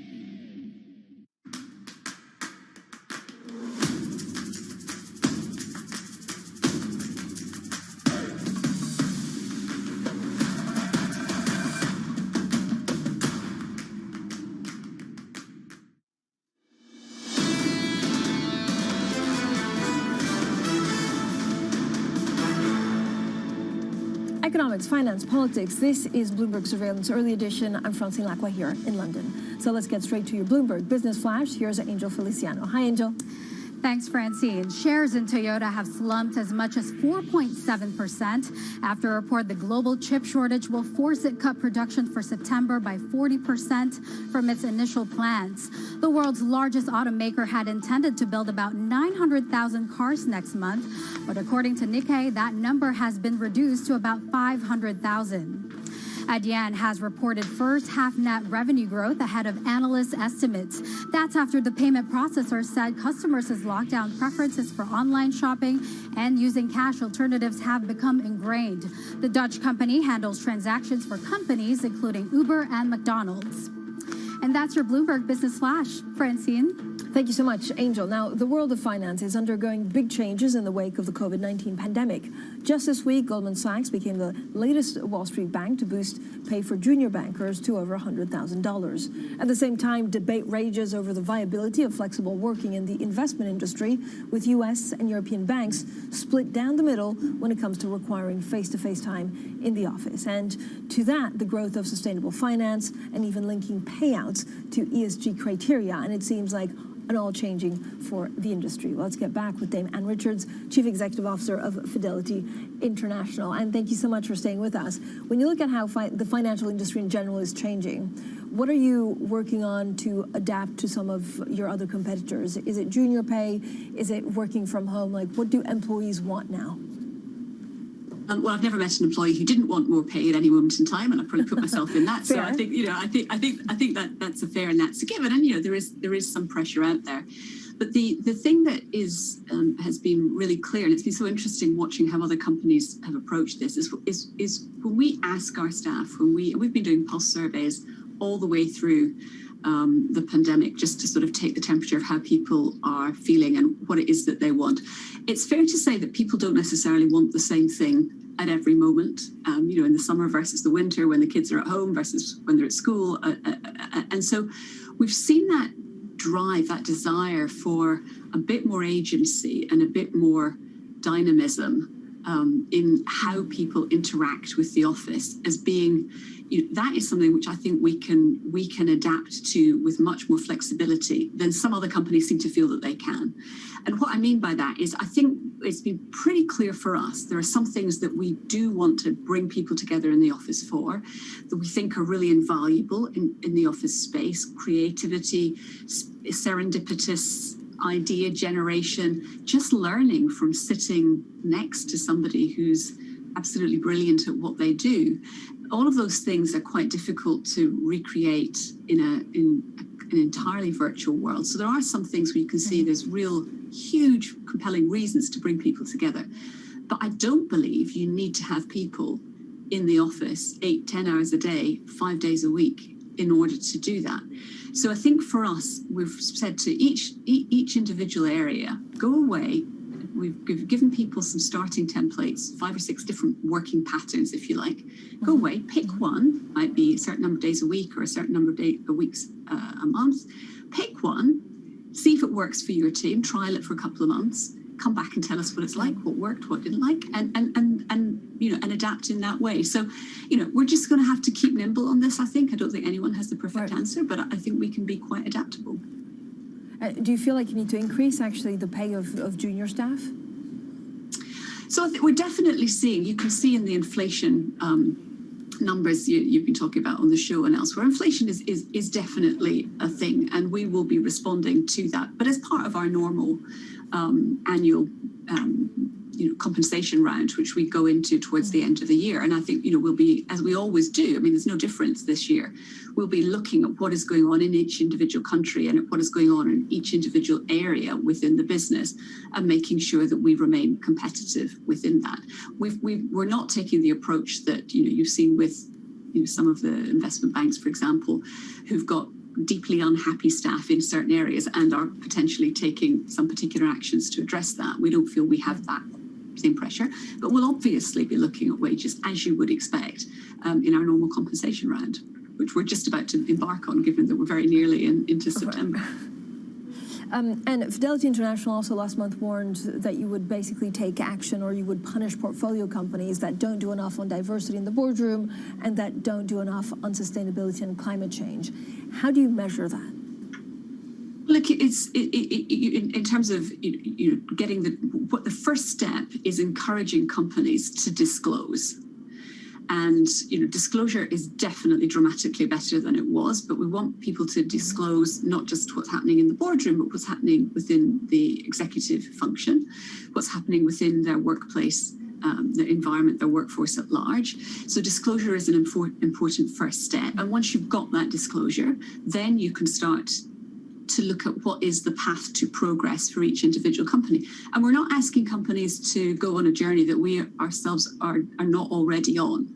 So we know that there are some challenges around about that. But the first thing is to encourage companies to look at their own workforces, figure out what their baseline is, and then build that plan for progression around about that. And so really what we're trying to get at, what we're trying to measure, is from wherever you're starting, what is the progress that you are making, across a range of different measures, and diversity will be one of them. I mean, should bankers' pay actually be linked to some kind of ESG efforts? So that's a really interesting one. I mean, the more granular you make pay linked to specific measures, the more you risk unintended consequences and outcomes. So I definitely think there is merit in making it clear that this is a strategic priority and should be treated and rewarded as a strategic priority from progress.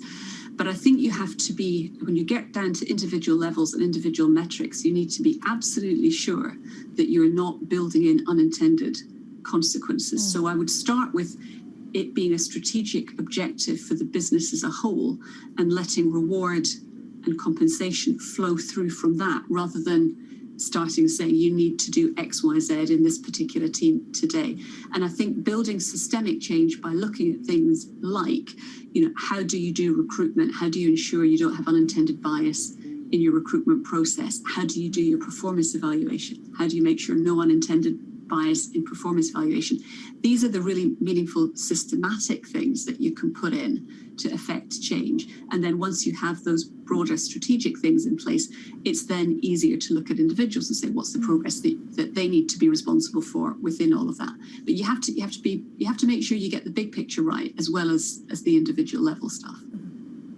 And I also want to ask you about how you see London, being reshaped post-Brexit. So is there any regulation that you think is needed right now, or actually that, the UK should be getting rid of right now?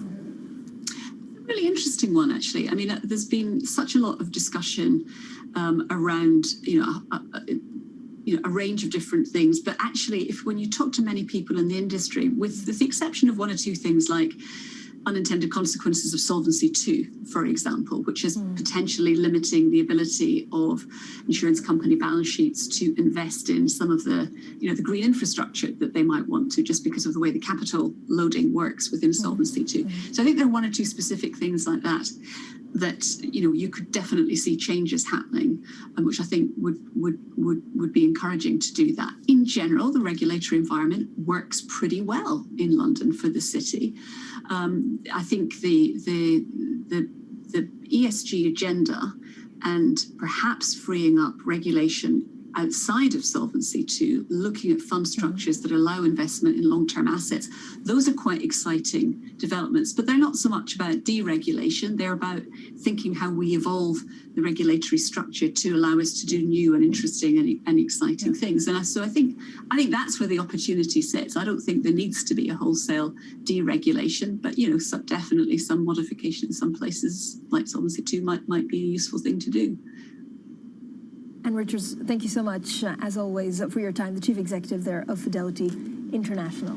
Now, coming up, as European stocks slump in the first 2 hours of trading, we'll have a final check on the markets. This is Bloomberg.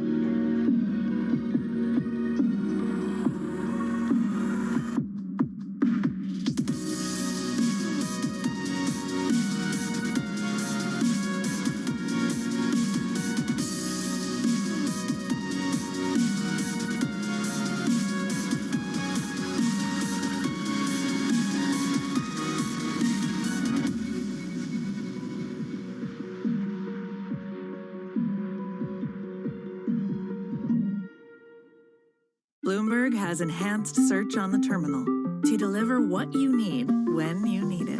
Now, you can simply type phrases in everyday English in the command line.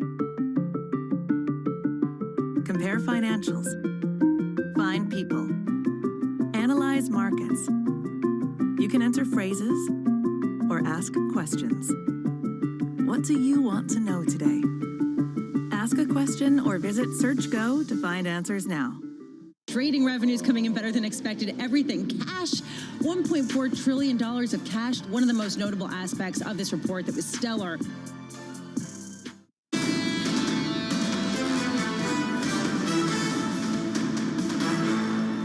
Economics, finance, politics. This is Bloomberg Surveillance Early Edition. I'm Francine Lacqua here in London. Now, markets definitely diving. If you look at the equity markets here in Europe, you can see the stocks down by 2.1% overall for the Europe 600 rather. The focus is definitely on commodities. Commodities down. There's worries about the Delta variant and that the Fed could actually taper too soon as Delta variant increases. This is Bloomberg.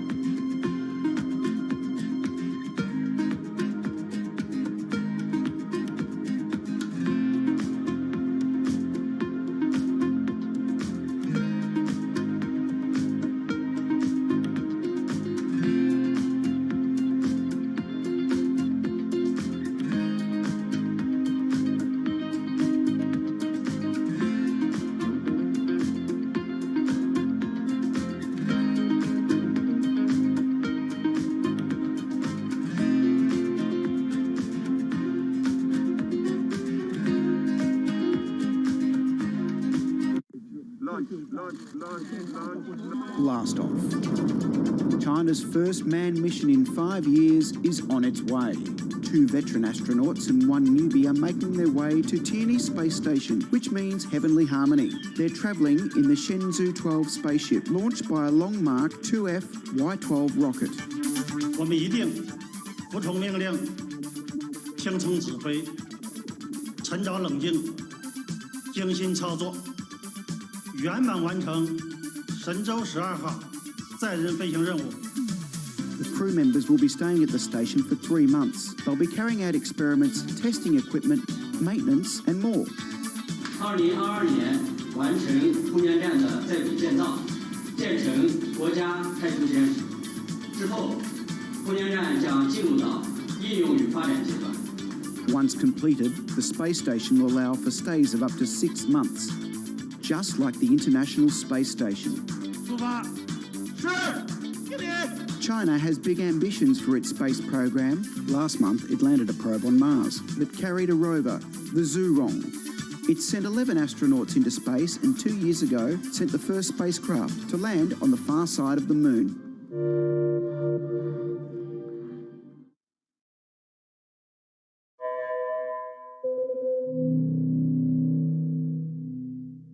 Mercedes-Benz is on a path towards CO2 neutral mobility. So we have flicked the switch there, and really we're going to step by step electrify everything. And what does that mean? Combustion engines get electrified. Access the financial world on demand. Hear from leading economists, policymakers, and industry experts via live and on-demand webinars, only from Bloomberg. Start exploring to see what's moving the markets. Visit Bloomberg.com/webinars. It's really a reminder, isn't it, just how sensitive the markets are to any commentary about trade. We did see some pressure on the yuan, we did see some pressure on the futures. That is now being reversed.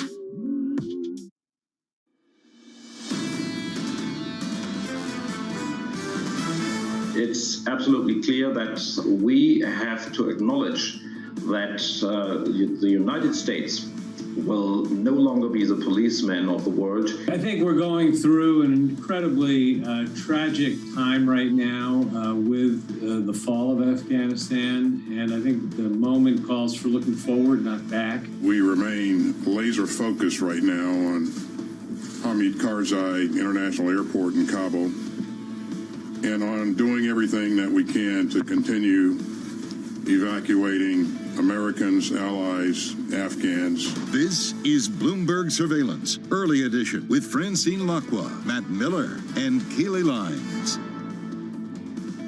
It's 10 a.m. here in London, 11 a.m. in Berlin, 5 a.m. in New York, and 5 p.m. in Hong Kong on this Thursday, August 19th. Our top stories today. U.S. troops will stay on the job in Afghanistan. President Biden says they won't come home until all Americans have been evacuated. Time to taper. Most Federal Reserve policymakers agree they can start slowing the pace of bond purchases this year. And Goldman Sachs expands its presence in Europe. The Wall Street firm is buying a Dutch asset manager for $2 billion.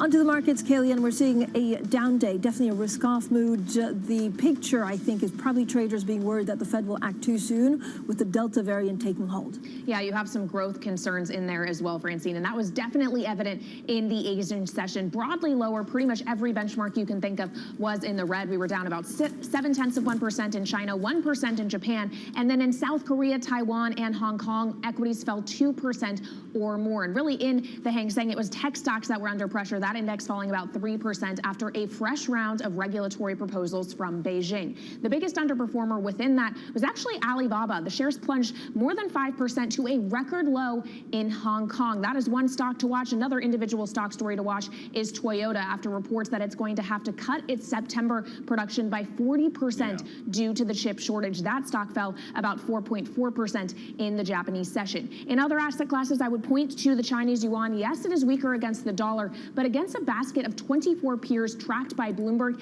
It actually is at its strongest level going all the way back to 2016, right around that 99 level. And then I also had to point out iron ore futures in Singapore plunging 12% on the session. Of course, there are concerns that China is going to pull back on steel, and broadly demand picture is looking a little bit softer in the Asian region. As for the picture here in the U.S., it is also definitely a risk-off tone. Futures actually right around session lows. We're down nearly a full percentage point on S&P E-minis. A lot of concern about those Fed minutes yesterday and the idea that tapering will maybe indeed come this year. You are seeing a bit into safety in the bond market. We're down about 3 or 4 basis points on the U.S. 10-year yield. It sits at 1.22%. Broadly a stronger dollar story today, and that, with that weakening demand outlook, is also weighing on WTI. Futures down for a 6th day in a row. The better part of 4 percentage points today, below $63 a barrel, Matt, which is the lowest since back in May. You know, the moves I find absolutely fascinating, Kaylee. And take a look at this world map. WMGO is the most efficient way to get there on your terminal. We see something that you rarely see, certainly these days, very rare. White arrows in each of those countries denotes a bigger than 2% drop. It's been a long time since we've seen a bigger than 2% drop in equities, and it's been a long time since we've seen a lot of the other moves that you're looking at in markets right now. Take a look at currencies, for example. You see euro with a 116 handle. You see pound with a 136 handle. By the way, it's the dollar that's being seen as a safe haven right now, so investors are flooding into that, but they're also flooding into the yen at an even more accelerated rate, the yen gaining ground against the dollar, one of the only currencies to gain against the greenback. You also see, in terms of oil, I had to do a double take on Brent crude. It's the global benchmark, but I first thought I was looking at the NYMEX contract. Brent crude down to 66.16. We were about to hit 70 yesterday, so a huge turnaround in the commodities market, a big move in FX as well. Really, investors had been hitting those hedges kind of medium hard over the last couple of days amidst the Delta variant concerns. But now that you got the Fed minutes out, they start hitting them really hard, Francine. So we're seeing what looks like a pretty significant turning point in this market. Yeah, it does seem like a significant turning point. And then iron ore's route also accelerated, Matt, as China's pushing forward to that, continuing to curb some of the steel production. Yeah, you know what? This is something I want to ask Eddie Vanderwald about this, because it was my understanding from Eco 101, which I took about 25 years ago, that when you curb production, the price should increase, right? Our story says iron ore falls 10% as China looks to curb production. Doesn't that reduce supply? I know that Kaylee mentioned there's a little bit of weakness on the demand side, but if you curb production, that should pretty much equal things out. We'll talk to Eddie about that in just a moment. Yeah, we will. I think that just China also means, because they're curbing production, then they'll use of it less overall. Now look at what else is ahead. At 8:30 a.m. New York time, we'll get the latest read on U.S. initial jobless claims. Retailers Macy's and Kohl's will report second quarter earnings before the bell, and then Tesla holds their AI day amid recent scrutiny over the company's autopilot system. Now over to Afghanistan, and President Biden says the chaos in Afghanistan was unavoidable after the U.S. withdrew troops from the country. He spoke in an exclusive interview with the ABC News' George Stephanopoulos yesterday. The idea that somehow there's a way to have gotten out without chaos ensuing, I don't know how that happens. Joe Matthew, Bloomberg Washington correspondent, joins us now from our D.C. bureau. Good morning. First of all, when you hear the president say that actually it could have not been done any better, do people in D.C. believe him?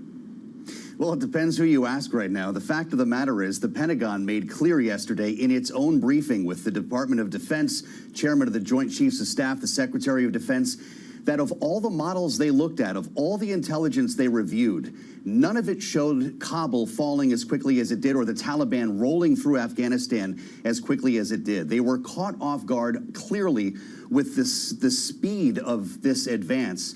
And as we heard from Jake Sullivan, the National Security Director, earlier this week, this is the chaos that follows a transition like this. They're making clear that there was little they could have done to control this. And as you're pointing out, a lot of folks, especially Republicans in Washington, are not buying that.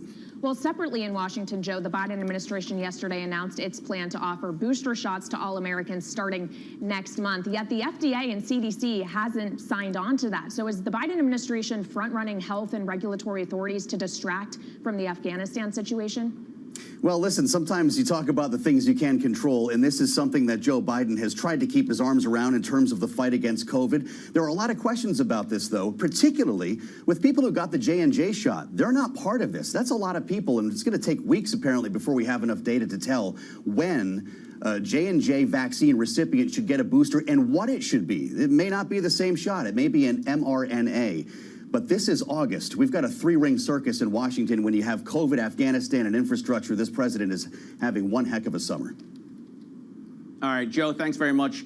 Joe Matthew there talking to us about the unraveling of, well, the disaster situation in Afghanistan and its effect on the administration. You can listen to Joe every weekday on his radio program, Sound On. That's at 5 p.m. Eastern Time on Bloomberg Radio. Now, global stocks falling with U.S. futures on concern the Fed may start tapering even as the Delta variant undermines growth. Eddie Vanderwalt, Bloomberg Markets Live editor, joins us now. And before we get to the move in stocks, I have to point out that my most ferocious colleague on Bloomberg Surveillance pointed out to me, as did a number of viewers, that they're curbing steel production in China. Iron ore is used in the making of steel, and that's the issue. I was conflating the two, but thank you, John Farrow. So that's why we see this huge drop in iron ore prices. Yeah, absolutely. Iron ore really under pressure there. And it is, you know, iron ore, steel was never really part of this new commodity super cycle that people were talking about. But I think what we're seeing in markets more broadly today is a flavor of just what the taper tantrum will look like this time around. We're not there yet, right? We're down significantly, but I think we're getting a flavor here. We're getting a flavor that this is going to be more about stocks and it's going to be more about commodities than it is about, than it is going to be about the bond market this time around in, when the Fed finally pulls the trigger on that taper. Eddie, I guess I'm just wondering why this seems to have taken the market by surprise. Didn't we know a taper was likely coming at the tail end of this year? Yeah, but the minutes were quite aggressive, weren't they? I mean, we're talking about this year now. We're not talking about some undisclosed time in the future. And that comes even before. I think what matters more is that this comes in the run-up to Jackson Hole. Jackson Hole just a week away. And I think that matters because people are really waiting for Jackson Hole for the Fed and other central banks to sketch out what the picture forward looks like. And all of that we'll see next week. But for the moment, I think, just a little bit of jitter. But for me, the interesting thing today is I get a preview of what it is going to look like when we finally do get that trigger being pulled. All right, thanks so much, Eddie. Bloomberg MLive's Eddie van der Walt. Now, Goldman Sachs is also expanding its presence in Europe.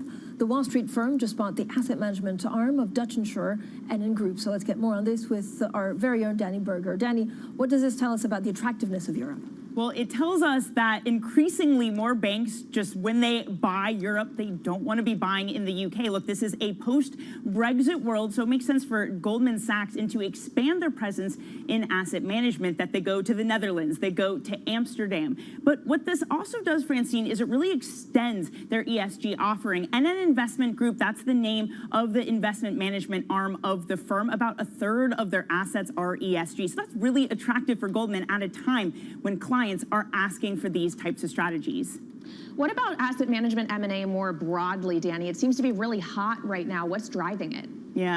Yeah, well, look, even Solomon, in talking about this deal, really made no secret that it is all about scale. You have asset managers competing with very low-fee passive funds, so you have that margin squeeze on all of these asset managers. So if you want to survive, you have to build up economies of scale. You need all of these assets so you can charge low fees and still bring in some pretty significant revenue. So you have Goldman doing this. You had SocGen selling Elixir to Amundi, and you have Allianz out there saying, hey, we want to be participating in this space and in this consolidation. So this is really just one of many more deals that are likely to come. All right, Bloomberg's Danny Berger, thank you so much. And I do want to check in now on some stocks trading in pre-market trading moving here in the U.S. And one of the big ones to the downside is Robinhood. It had its first earnings report as a public company after the bell last night. Revenue did surge thanks to crypto. Crypto revenue up 4,560%. But the company said that likely isn't going to last. And that is what is weighing on shares this morning. Not all good in the hood. Robinhood down the better part of 13%.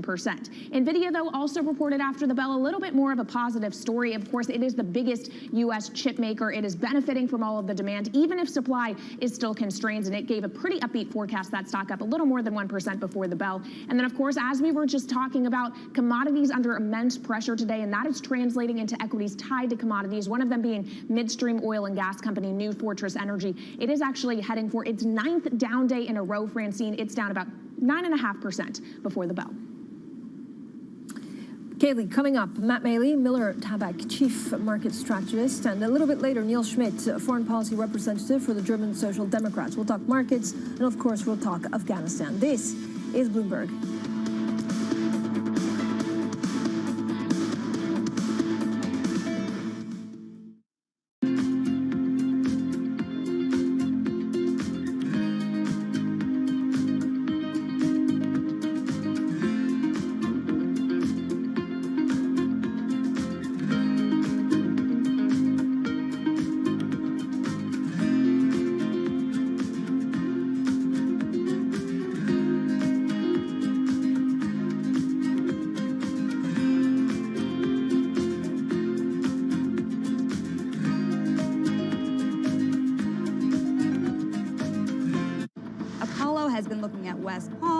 They have been looking at outside of New York for offices.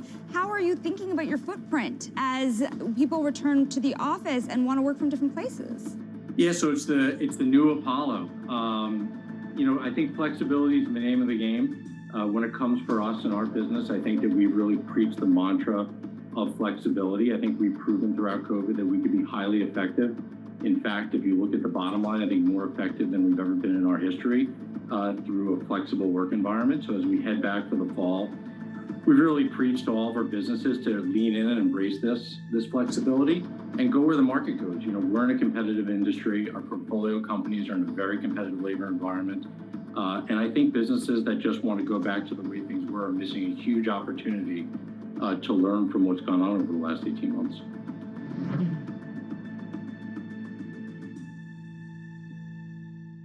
This is Venezuela, a country that has suffered one of the greatest economic and humanitarian crises in modern history.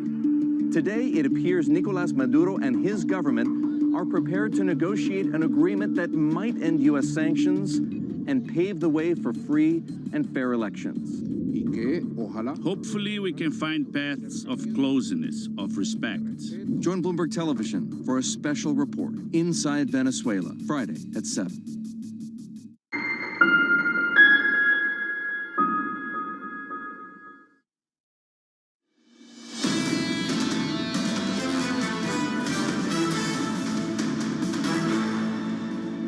This is Bloomberg Surveillance Early Edition. I'm Matt Miller in Berlin with Francine Lacqua in London and Kaylee Lines in New York. Now, we've got a chart here that's going to be pretty familiar to most of you watching us on television. You won't be seeing it, obviously, if you're listening on London DAB digital radio, so I'll walk you through it. We've got Fed futures here, December 21 in white, December 22 in blue, and December 23 in yellow. And you can see that we're now pricing in a hike for 2023, and they're climbing a little bit there for 2022 as well. So it's coming on a little bit stronger. Joining us is Matt Maley, Chief Market Strategist at Miller Tabak, to talk about the market expectations. And Matt, I thought it was interesting going through the Fed minutes yesterday.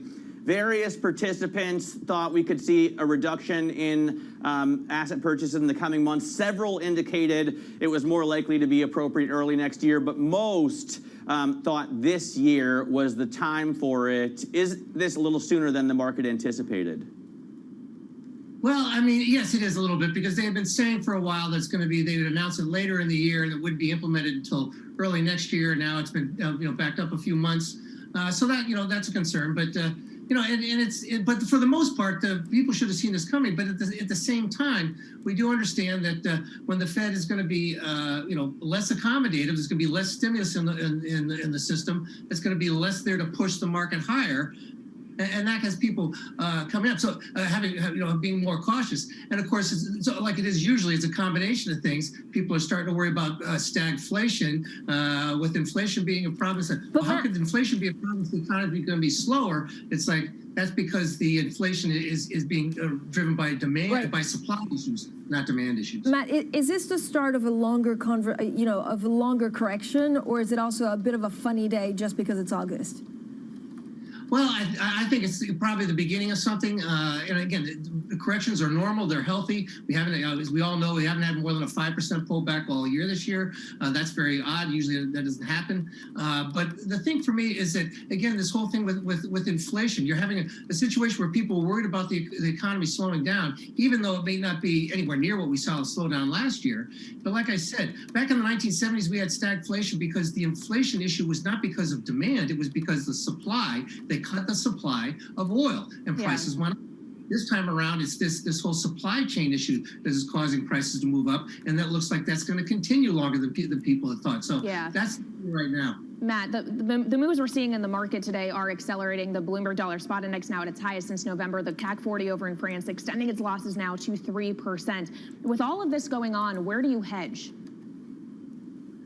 Well, that's always difficult because when a market is extended, and I say it's overbought and expensive, that makes it really tough because I've been hearing all sorts of stuff about people saying the rally of everything, and a lot of people saying would continue to the end of the year. Well, if everything's rallying, what's going to happen when things go down? It's hard to hedge yourself. Number one, I think the biggest thing is just raise a little bit of cash. That doesn't mean going to 50% cash or even 20% cash, but it does allow you to keep your head if the market comes down and be able to buy on weakness and not be selling at the exact wrong time. I was going to say, why not just buy the dip here? I mean, the CAC 40 falling more than 3% because it's got all of those luxury retailers. If they're taking a big hit today, doesn't recent history tell us they're going to bounce back with strength? Yes, recent history tells us that. But intermediate term history says just the opposite. Again, we haven't had a correction. We haven't had a pullback of more than 5%. You know something? I think 2017 is the only year in the last decade where we haven't had at least a 10% correction. So the odds of us having a correction this year are every year are very, very high. So I think people have gotten lulled into the fact of just thinking, oh, just every little dip I've got to buy. This is really only a small dip right now, and I just think people need to be more careful. So are you more excited about volatility right now? I know the VIX from a low base is actually moving upwards, or do you worry about liquidity? No, I mean, again, it's not like the Fed is completely exiting their QE program. They're just making it more difficult for us to sustain these higher valuation levels. So, yeah, I think volatility is going to be up. You have people who want to play in the VIX options is something that you can play in, but as a hedge. But the real thing is that this is more normal. It's healthy. Stay calm, embrace the pullback, but just know that there's a good chance it'll be more than the normal 3 to 5%, or what's been normal this year is 3 to 5%. It could be more. So, Matt, if you had to make a growth versus value call for the final 3.5 months of the year, what would it be? Definitely value. I think that we're returning to that situation that we had from August of last year until March of this year. This tapering back of QE will eventually cause rates to move a little bit higher. Right now they're going down because of flight to safety. They'll go a little bit higher. That's going to be tough for technology, tough for growth. That's why I like value for and into next year as well. Matt, thank you so much. Matt Maley there, Chief Market Strategist at Miller Tabey. Now, this is Bloomberg.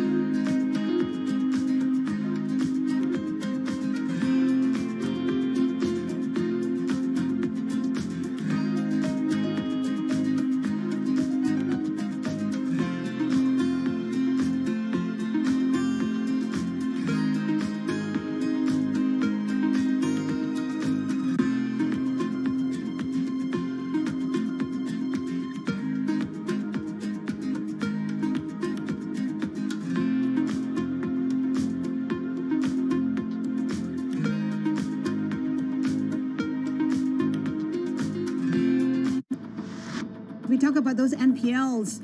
Will they stay high? As all of you are very fully aware that the second COVID wave hit India hard and hit India suddenly. So obviously, I would say almost 50 days of the quarter were impacted in a very significant manner. And that has come through on the retail portfolio side. So while all the banks and financial institutions saw higher than expected retail slippages during the quarter, but we do believe it is transitory. We expect moderation in the second half of the year. We've already seen positive trends come through in the second half of June, and July has been much better than June, and I think the same trend has continued in August also. The demand resolution, which was 98%, is already reached 99.5%, or what I would say pre-COVID levels. There is a 26% year-on-year recovery, improvement in recovery.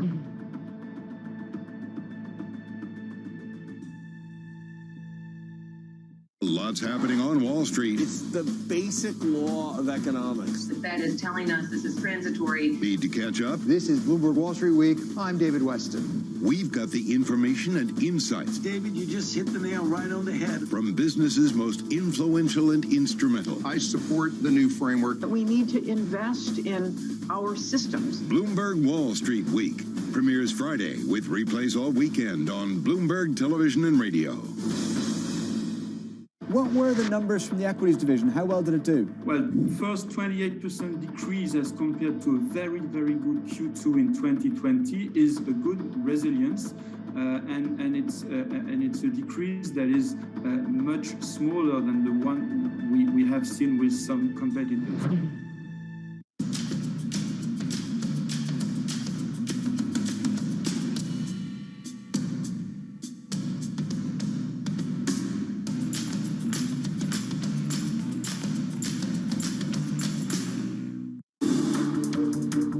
Every Friday with 30 minutes dedicated to fixed income, I'm Jonathan Ferro. This is Bloomberg Real Yield.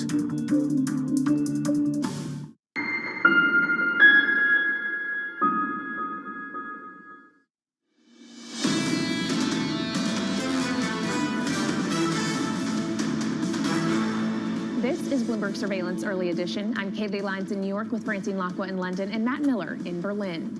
Now let's get the first word news. And the president of Afghanistan says he fled the country over the weekend to avoid being hanged. Ashraf Ghani is now in the United Arab Emirates. He says he left on Sunday after security officials warned him that Taliban fighters wanted to execute him. Ghani denies reports that he left with a helicopter full of cash.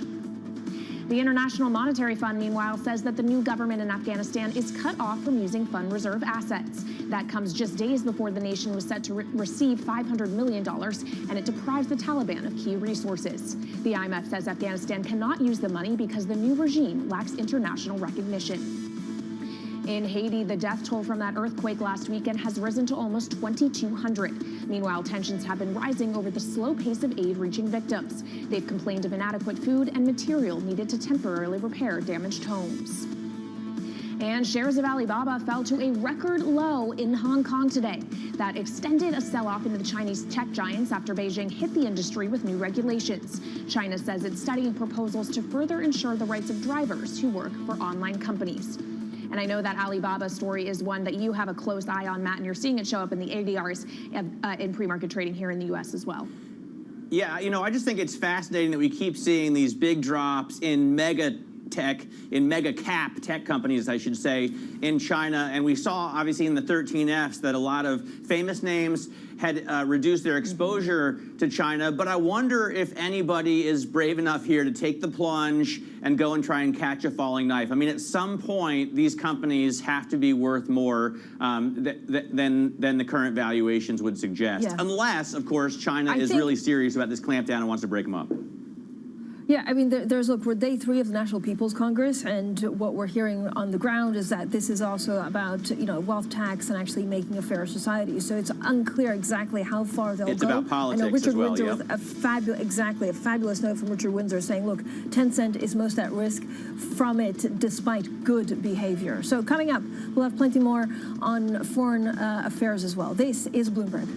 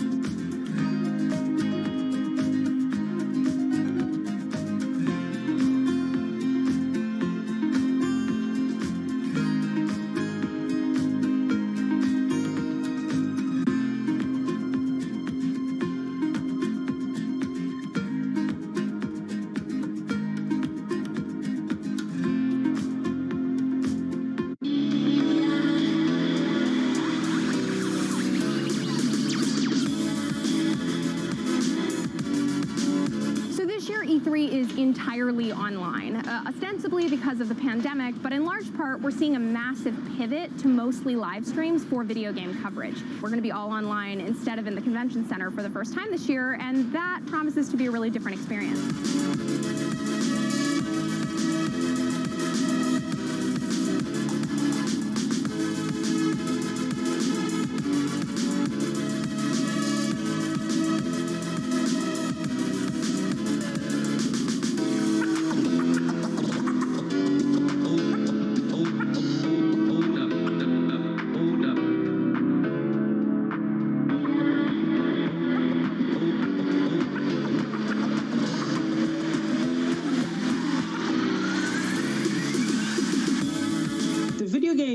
Industry has really been interesting during the pandemic. It has actually grown substantially since everyone was stuck inside. And of course, this makes sense, right? We're all looking for some amount of entertainment, and stuff like Fortnite in particular offer also a social component, right? People can join up and kind of meet up online and spend time with their friends.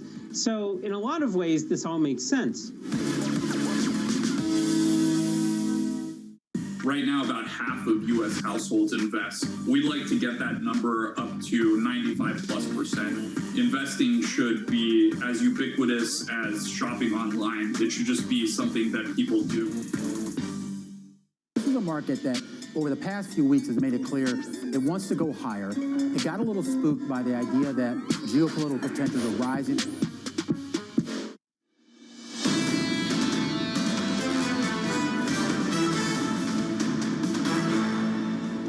This is Bloomberg Surveillance Early Edition. Francine Lacqua here in London, Matt Miller in Berlin, and Kay Lines in New York. Matt, we're seeing a pretty big sell-off when it comes to European stocks. The catalyst, I imagine, is a little bit of the Fed minutes, the anxiousness over growth, and the Delta variant.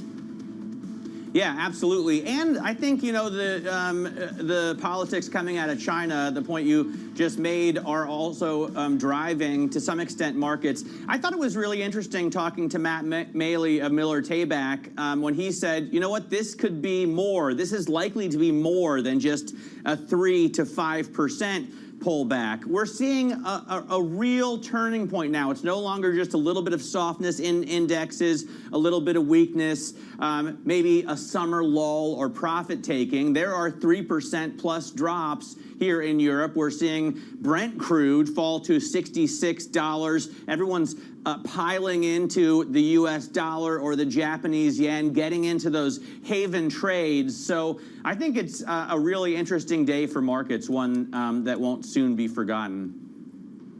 Yeah, and it's really playing out on markets overall, Kaylee, all asset classes. Yeah, it absolutely is. As Matt was saying, it is definitely a deeply red session in Europe. Stocks really lower across the board. And in France, actually, the CAC 40 now is down around 3%. The Stock 600 down about 2%, right around session lows. Here in the U.S., we are just off of session lows. But when it comes to S&P 500 futures, they are still down about 0.9% with 4 hours to go until the opening bell. You are seeing that bid for safety showing up in the Treasury market. We're down 3 basis points on the U.S. 10-year yield to 122. You're also seeing that safety bid, as Matt said, into the U.S. dollar, which is at its strongest since back in November. And that, coupled with demand and growth concerns, is weighing on the commodity complex. Oil is a poster child for that today, down 4% on WTI, 6th down day in a row. We are below $63 a barrel, which is the lowest since back in May. And with those moves in commodities, you are seeing stocks tied to them moving lower in pre-market trading. Devon Energy down 5.5%. Freeport-McMoRan, which of course is a miner, is down 4%. And then on to those China fears Matt was talking about. U.S. ADRs of big Chinese tech companies are falling. Alibaba down 4%. Finally, have to note Robinhood as well. This is separate. This is an earnings story. It saw a huge boom in revenue in the second quarter thanks to crypto and specifically to Dogecoin, but they don't think that's going to last. And as a result, investors punishing those shares down about 12% before the bell, Matt. All right, now let's get back to foreign affairs. As Francine was saying, an ally of German Chancellor Angela Merkel is condemning President Joe Biden's decision to rapidly withdraw from Afghanistan. It's absolutely clear that we have to acknowledge that the United States will no longer be the policeman of the world and help us to live here secure in Europe. We have to do more. Joining us now is Niels Schmidt, German Social Democrat, Foreign Affairs spokesman, and also a representative at the Bundestag. Niels, you know, it seemed to me that the Germans started to get the message you can no longer count on the support, military support of the United States of America under President Trump. Is that message being amplified by President Biden?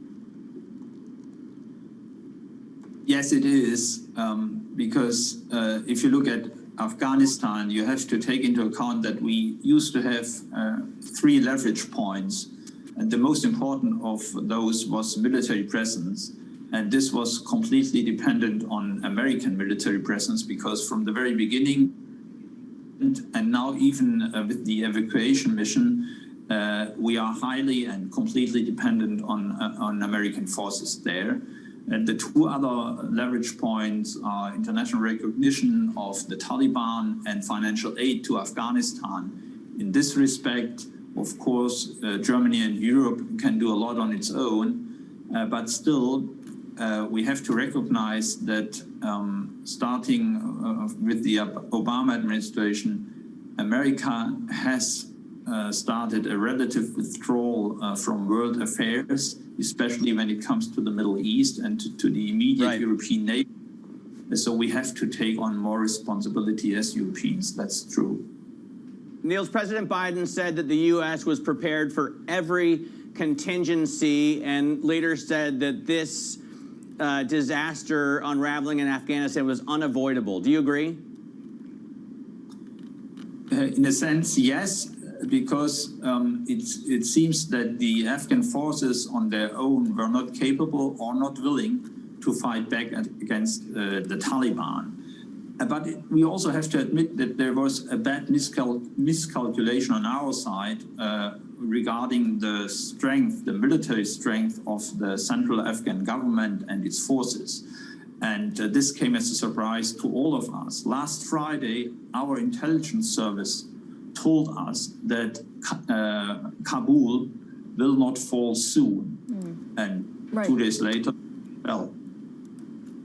But Niels, how is this possible? I mean, the Allies and NATO were in Afghanistan for 20 years. So why is the intelligence coming back with things that actually are not true because it took 3 days and took us instead of 3 weeks? Yeah, that has to be inquired very deeply, not only in Germany, but all over the Western countries. Maybe we just wanted to believe that the Afghan government and its security forces were strong enough. So there was also a sort of self-deception in it. Niels, we had a conversation with Johan Wadepoel, basically slamming the U.S.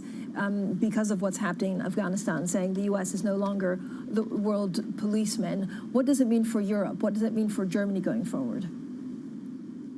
Well, when it comes to Afghanistan, we cannot do a lot on our own as Europeans. But I think we will see more of a division of labor between the US and Europeans. So I gotta jump in, Niels, because when I saw that you were sending 2 A400s down to Kabul, I thought, well, those must be the only 2 A400s Germany has.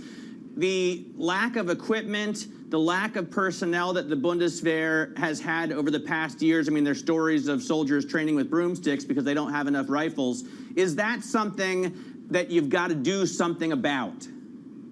Yeah, for sure. And we have done a lot about it over the last 4 years, increasing the defense budget largely. So the most important part of increases in the federal budget was dedicated to our defense, which is right and which has to continue. But still, labor will be the future of the transatlantic partnership when it comes to security. So we will have to do more for the Mediterranean, for the Middle East, for the post-Soviet space. We cannot do much, and we will not make much of a difference when it comes to the Indo-Pacific in military terms. So sending a German frigate to the South China Sea is fine and deserves our full support. But in military terms, much will depend on the US and on its regional partners in the Indo-Pacific, but much more will depend and on Europe when it comes to Northern Africa, the Middle East, and the former Soviet Union. I need to ask you about refugees because obviously there are now thousands of Afghans who are going to attempt to leave the country. And I know that in the conservative coalition in Germany, there is not a desire to repeat 2015. So what is your stance on taking in refugees now? Well, I think any comparison with 2015 is ill-guided because we do not have thousands of Afghan refugees in the Balkans right now. The Afghan borders are closed and most of the refugees will come to Iran or Pakistan, and that's where we should help them and support these countries who are ready to take in more of the refugees. But of course, we Germans, we should also take in refugees, especially those who risk political persecution by the Taliban. I mean, female activists, human rights activists, journalists. A lot of NGOs are now under threat by the Taliban, and we should be very generous in taking them in Germany. And we have already seen an agreement among states and the federal government to do so. Thank you so much. Niels Schmidt there, the German Social Democrat Foreign Affairs spokesperson and Bundestag member. Coming up next, we'll also speak with the Gallup editor-in-chief, Mohammed Yunus, about the latest opinions on Afghanistan and work from home. This is Bloomberg.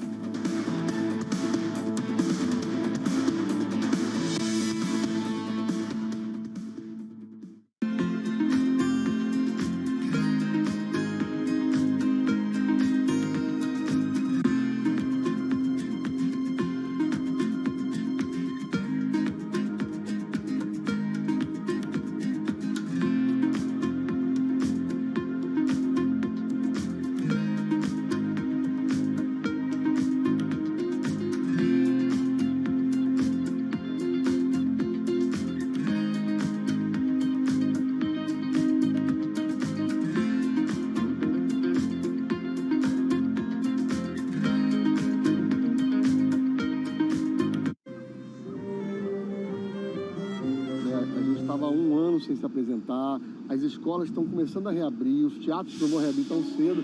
Aí a gente teve a ideia, no melhor estilo Minuto Nascimento, vamos levar a música aonde o povo está. Minha missão hoje é fazer as pessoas sorrirem, cara. Sorrirem, olharem da janela, verem uma coisa inusitada, ficarem felizes, mandarem para os amigos e, enfim, curtirem um momento diferente, mesmo dentro de casa.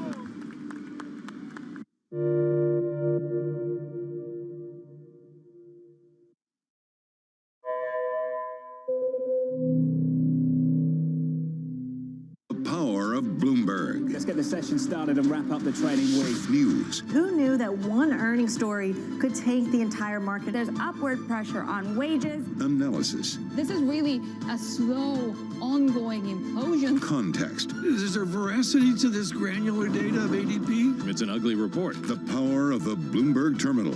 The power of Bloomberg television and radio. Tesla's the one that we got our eyes on. Bloomberg has it covered. The growth story in cannabis remains very strong, even after the sort of loosening of the pandemic. There was a worry that there might be wallet spend competition, but so far the cannabis sector seems to be holding up very strong.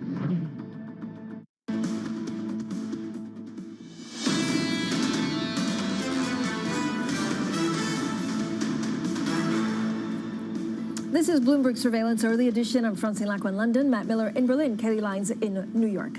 Now, President Joe Biden says that U.S. troops will remain in Afghanistan until all Americans are able to leave the country.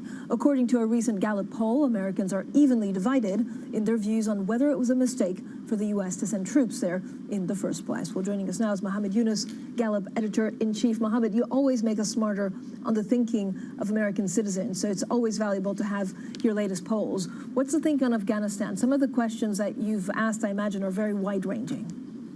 Absolutely. And what's really fascinating, Francine, is to compare perceptions of the war in Afghanistan to so many other conflicts in modern history in the U.S. Afghanistan is unique. It's actually taken quite a long time, much longer than the Iraq War, for example, to get to a place where Americans were evenly split. The last time we asked Americans about that question in specific, the mistake question, was literally 2 weeks before all of this started unfolding on our television screen. So Americans were split. There's been a partisan split on Afghanistan for quite a while. But like most wars that we've asked about, so going back to Korea, with the exception of the Persian Gulf War, every conflict ended on the wrong side of public opinion at the end of the war, but started out much better at the beginning. And I think Afghanistan is headed in that direction. Mohammed, will you do other polls on Afghanistan on the withdrawal of troops, or is there little interest actually by the common man on the street on answering some of those questions? That's such a remarkable question because, yes, there is actually little interest to our chagrin who live and breathe these topics. Obviously now the American public is locked into the people on the ground trying to get out of Kabul. We will certainly continue to ask about that situation and also reflect on the withdrawal. But it's clear that things did not unfold the way it was planned. And the political fallout for the Biden team remains to be seen. I think it's too early to determine what it'll be. Yeah, I'm concerned about getting American troops out, Mohammed. They are, a lot of them are just kids, obviously, but equally worried about people like the interpreter. Bloomberg did a story yesterday on an interpreter who, put his trust and faith in the Americans, hoping for a better future for his family. And now the Taliban is knocking on his door. He can't get a visa. He can't get through the security lines to the airport. I mean, are Americans concerned about the Afghan citizens who risked everything for us? Yeah, they are. I think it's actually really interesting to note that despite refugees being such a politically nuclear topic, particularly last year and the year before, we haven't seen this widespread outcry of don't let these people come. It's been actually quite the opposite. We've seen Republican voices take the opportunity to attack the Biden team by saying, how could you leave these people behind? So now the social pressure, the public pressure is in a very different direction than it is usually with the refugee issue. How has this crisis in particular altered the perception of America's standing and power in the world? I was so fascinated by your previous interview and this notion of America being the policeman of the world. I was dying to share that Americans actually don't want America to be the policeman of the world. And I think that's a surprising notion to many people who watch U.S. foreign policy. There's a huge disconnect between what Americans wake up and think about every day, hint, hint, what they think about when they go to vote in a midterm election, and what's happening on the other side of the world, particularly when it doesn't involve American lives at risk and doesn't necessarily impact the local realities here, like 9/11, for example. So unless we unfortunately see that kind of a development, it will be an outlier if this event tends to have a huge impact, for example, on the upcoming midterm election. But again, it's still too early to determine. Of course, aside from geopolitics, another issue we're dealing with domestically and abroad is the continued spread of the coronavirus and the Delta variant. How has that altered Americans' perceptions of vaccines, for example? American perceptions of vaccines have stayed really stable. What's changed is what Americans want to see their employers doing about vaccines. Right now, 62% of Americans say their employer is encouraging them to have the vaccine before they come back to work. 52% of Americans favor employers requiring the vaccine to be taken before work. But remote work is really where everything has proverbially hit the fan because many people were planning to come back. Many organizations and companies were bringing people back. And then we got hit by this Delta variant. So I'd love to take you through kind of the state of where remote work is now and what the desires are for the future. Right now, half of Americans tell us that they are routinely working offsite. Within that half, 3 in 10 are exclusively offsite, and 2 in 10 are doing a hybrid, going back and forth. The other half are fully on site. Moving forward, 40% of Americans expect to have long-term remote work options from their employer. But their desire is closer to 7 in 10 or even 8 in 10 that want to have some kind of a hybrid remote work offering. What this tells us is when employers take the approach of scaring people back into the office, we know that they're going to lose talent because the expectations now are not going back to work. You know, there's controversial talk about actually cutting people's pay if they're working from home more. I mean, are people in your polls actually ready to take a pay cut if they can work from home? That's a great question.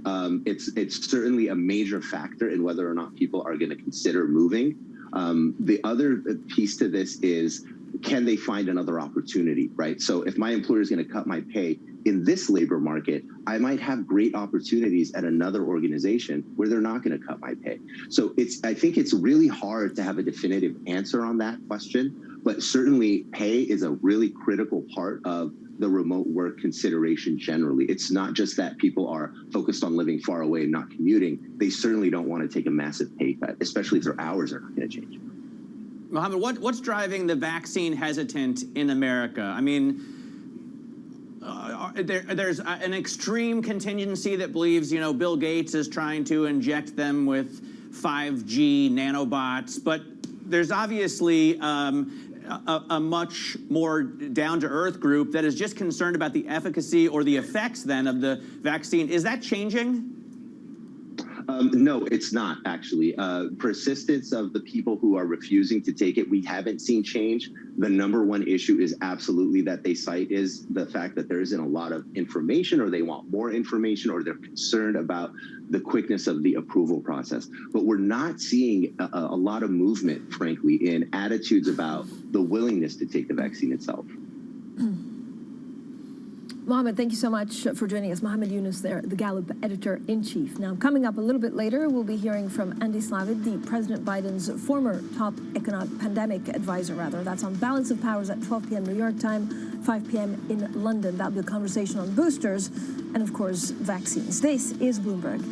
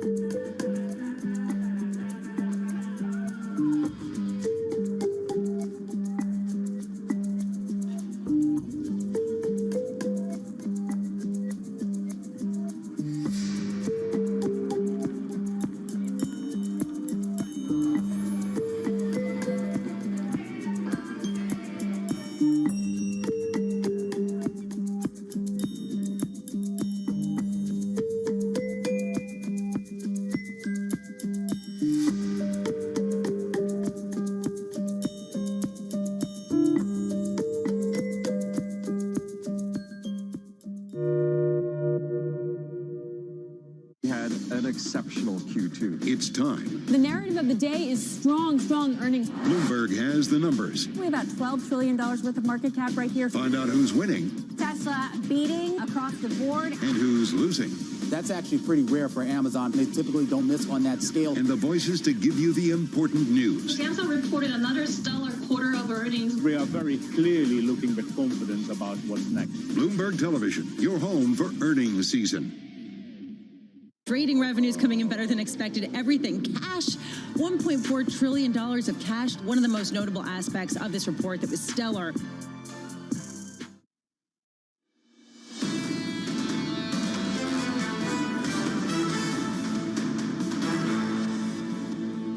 I think the issue today is whether the policy responses that policymakers are going to have to make, and it's a very difficult and fine balancing act, that they make a misstep on that. But if they make a misstep, I think they are likely to tighten too late rather than too early, just because we're still in an unknown territory with the pandemic, with what happened. We've got Delta accelerating, obviously, but what else happens?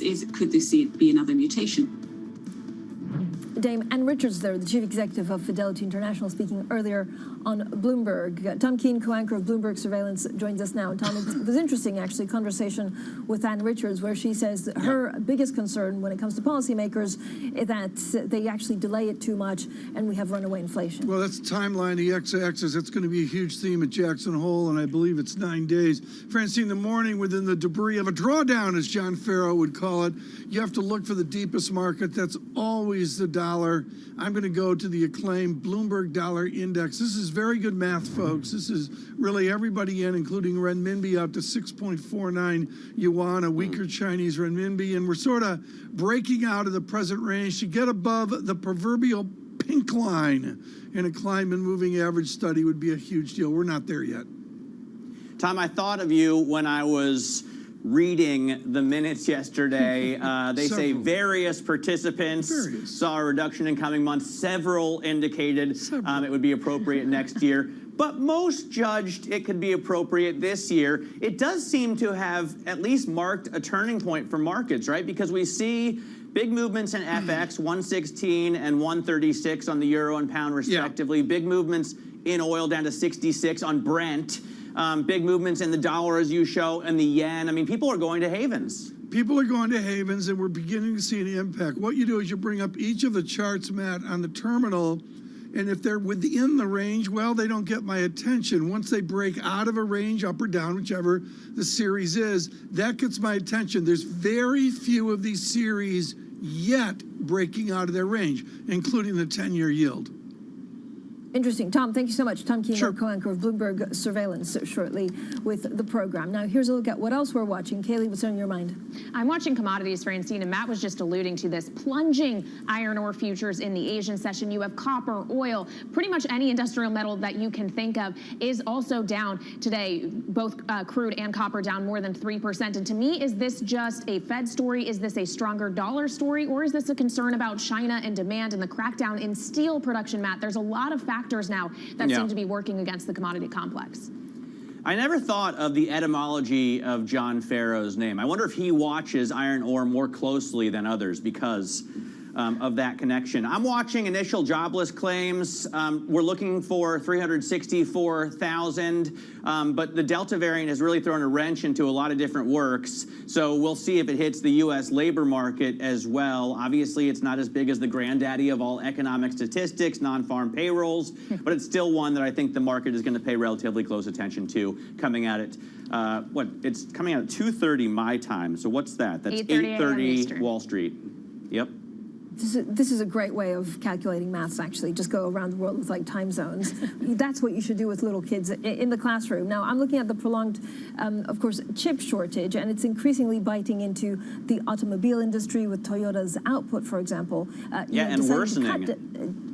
And worsening, the continued supply problem on some crucial parts could undermine some of the car-related stocks, but also indices globally. So I'm looking at Toyota actually announcing that it was going to cut global output 40% for the month of September. More Bloomberg Surveillance is coming up ahead. We'll hear from Ian Shepardson, Pantheon Macroeconomics chief economist. This is Bloomberg.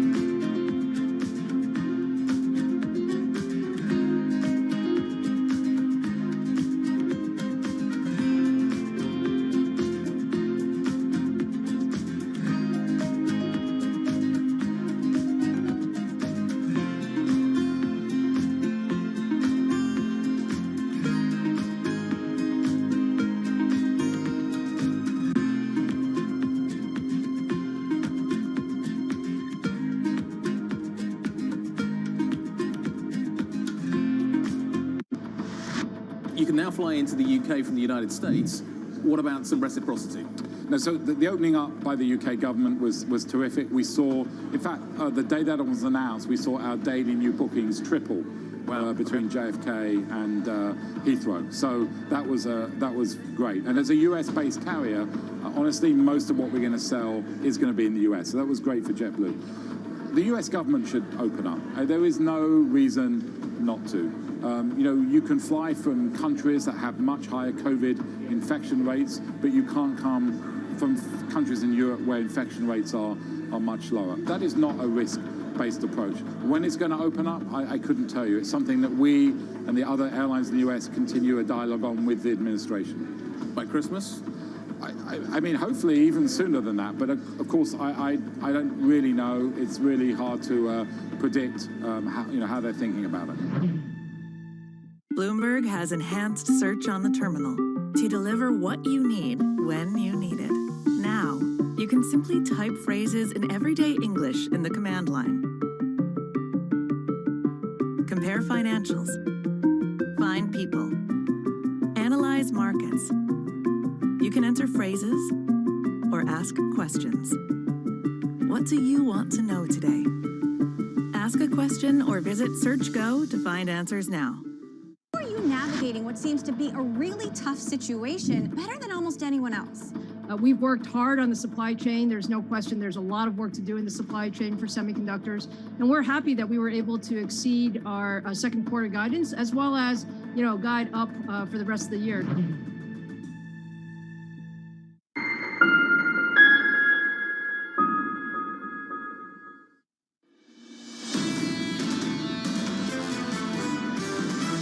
When the economy's in trouble, you use your fiscal cannon to deal with that challenge. We're now at an ambiguous moment. The markets are kind of hinting that the Fed may be making a mistake by moving too early on the taper. The biggest driver, I think, of growth slowing is the fear of restrictions from the Delta variant. When it is your hard-earned money as opposed to tax dollars, it takes a bigger hit to that mental outlook. There's a ton of cash on consumers' balance sheets and corporate balance sheets. That eventually needs to go somewhere. This is Bloomberg Surveillance with Tom Keene, Jonathan Farrow, and Lisa Abramowitz. It is a risk-off Thursday from New York City for our audience worldwide. Good morning, good morning. This is Bloomberg Surveillance Live on TV and radio. Alongside Tom Keene and Lisa Abramowitz, I'm Jonathan Farrow. Your equity market down 25 on the S&P. A bounce off the lows, Tom. We're down 0.6%. Bit of risk aversion breeding through this market worldwide. Risk aversion, we go out to the deepest market, the dollar really breaking out and moving stronger. Renminbi out to 6.49. John, BBDXY really up at the strong part of the range. It's a correlated weakness. Tom, the cyclical breakdown's been building for a while. Look at energy, both credit and equity. Look at the move in airlines over the last couple of months. That's not the Fed. That's Delta. That's China. I think blaming the Fed every single morning there's any kind of move like this is probably missing the mark. Totally agree. Here's the mark, John. Let me put it up here. I threw these out about 2 weeks ago in celebration of our great epidemiologists, our virologists. You know what, John? We've all got these back on our face. On radio, I'm holding up a mask. September becomes October, November, December, maybe January. And Lisa, in line with the Goldman forecast, in the past 24 hours, a downgrade for Q3 GDP in America, an upgrade to Q4. They don't mention the Fed. They're talking about the Delta variant. And frankly, this is the right focus. I think it's really important that you come out and talk about how this is not about the Fed and tapering. This is about supply chain disruptions. This is about inflation that's reducing consumer sentiment. We've seen that across the board as well as production. Interesting to see that people are finally coming out and seeing the potential ramifications for this. The big question in my mind, John, how long do these disruptions go on at a time of zero tolerance for COVID cases in the likes of China? Well, China, front and center. And Tom, a conversation about wealth distribution, redistribution in China as well. Look at the move over in Europe. That's where the big move is right now. Look at the move in France. Look at the move in the luxury players. They're getting absolutely hammered. Well, yeah, I'll go with the China linkage there. And the first thing I looked at this morning, John, was the Germany 10-year yield, which has really given me some greater negative statistic. John, the single thing I've noticed in the last 24 hours, I've never seen this. We have economists playing epidemiologist. Jan Hatzius at Goldman Sachs, who I adore, his wonderful work. Read the note, John. he's guessing the Delta variant. I don't buy that. It can cut either way. Tom, we'll catch up with Neil Dutter of Renmac a little bit later this morning, and Neil's saying the same thing. This was Neil out on Twitter in response to that Goldman call. This is a forecast to rent, not own. We will be trading a bit more COVID risk in Q3 for a lot less COVID risk in Q4 and early next year. And that's the market bet, Tom. It's a bet. That's it right there. Well said. Do you It's a bet. expect this to reverse, and do you want to lean into the weaknesses you see on the screen? No, it's absolutely a bet, and we see it now. Doug Cass out on Twitter this morning nibbling at Amazon. He's been a massive short. Even he's stepping here. John, it's a massive drawdown. Let's get to that drawdown, Tom. PK, we're down 25 on the S&P. We're negative 0.6%. Yields lower by a couple of basis Dow down points. 221. Let's call it 123.17. Do you want me to do the Dow, Tom? Please do the Dow. No chance. FX, euro dollar, 116 handle. Lisa, 116.92. We're down there by a little more than 1/10%. And just to round this out, Lisa, crude with a 63 handle. Yeah. We're negative there for 6 straight days. Yeah, and this to me is really one of the key indicators. I mean, where we find the risk-off feel is not in the huge drawdown necessarily in the S&P that we're seeing, but rather in some of the commodities, in some of the dollar complex area where you see that dollar strength rise to the most this year, as Tom was talking about. I want to give you an indication, though, of the potential slowdown that we're looking at, and whether we've actually seen this in the labor market is unclear. Toyota Motor overnight said that they were cutting production by 40% in September because of supply chain disruptions, because of that chip shortage that they see continuing for a while. Do we start seeing a pickup in the layoffs as a result of the increase in the Delta variant, in a result of the increases that we're seeing in supply chain disruptions? People are expecting those initial jobless claims to continue to decline, as well as the continuing claims. But do we see any upside surprise, the wrong kind of upside surprise, as we see the Delta variant start to take hold? Also today, all day, Tesla is having its artificial intelligence day, sort of awkward timing, given that this week, U.S. officials began an investigation into their autonomous driving technology. Will we get automatic cars? And will they give a sense of whether their timeline is pushed back due to the chip shortages, due to some of these supply chain issues? And then at 10 a.m., we get U.S. July leading economic indicator index. And the interesting thing to me is how much do we actually start to see some of the issues bleed into consumer confidence? How much are people getting ahead of that based on what we saw in that Michigan survey that really shook a lot of people in the market last Friday, John? Lisa, thank you. We've got to digest and process so many things this morning, Tom, and I wonder if you can reconcile them all. Can you reconcile these two things? Delta threats to growth and the Fed tapering. Can you have the latter without the former? I think the overanalysis of the Fed, given the body of moving events we've got, including Afghanistan, John, is just, frankly, it's unfair to Chairman Powell. I think the media is over, you know, this distinction, John, taper and rate rise, we're divorced in that. We're just trying to get a GDP handle for Q3 and Q4. Let's bring in Ian Shepherdson to do just that, Pantheon Macroeconomics Chief Economist. And Ian, let me rephrase that question. Can you have the latter with the former? Can the Fed taper if we're also discussing the threat of a slowdown because of the Delta variant? Well, I certainly don't think they can taper very quickly. I mean, it's pretty clear from the minutes yesterday that back in late July, the last meeting, that there was a split of opinion already on the Fed, and the word Delta was cropping up a lot more in the minutes than in the previous meeting. Now, my guess, you know, if they had a meeting today, they'd be talking a lot more, even more about Delta, because just in the 3 weeks since the July meeting, the numbers have deteriorated pretty dramatically across the sort of southeast quadrant of the US, and cases have risen in every state. And I think that on that basis then, that looking for an early taper or for a clear steer from Chair Powell at Jackson Hole, I mean, I think that's very premature at this point. We have to keep an open mind. We just don't know what the path of Delta will be, though I would point out that in the two states where it became rampant first, which was Missouri and Arkansas, cases are now falling. So it took 2 months from the initial pickup to the turning point, so early June to early August. If that's a template that's followed elsewhere, then it's reasonable, and you know, we're guessing here, but it's reasonable to think that by the end of September, early October, the Delta wave nationally will clearly be coming down, and that might clear the way for the Fed to announce tapering in the early November meeting. But this is very speculative, and it's entirely possible, as some of the FOMC members pointed out yesterday, that they might have to wait until early next year, because you know, the uncertainty is great. The impact on the economy at this point is unknown. And for all that we might speculate that Delta will be going by October, we don't know. and it could get a great deal worse before it gets better. Ian, I noticed overnight repo going out to a new high, well above 1 trillion. I don't want you to play bond guy or overnight repo guy, but I want you to explain how the wall of liquidity out there changes the discussion for Chairman Powell. Well, the liquidity is everywhere now. So, we see it in the markets, and you can see it in the repo market. You see it on consumer balance sheets. You see it on household balance sheets. You see it in elevated asset prices. So, and elevated housing prices as well, of course. So there's an unprecedented amount of liquidity everywhere. A lot of it seems to be kind of on the sidelines. We're not seeing households deploying their excess liquidity, and we're seeing some corporate spending, but it's not rampant. So it's not as though, taking away liquidity or adding less. Tapering, member, is just adding less liquidity. It's not taking anything away.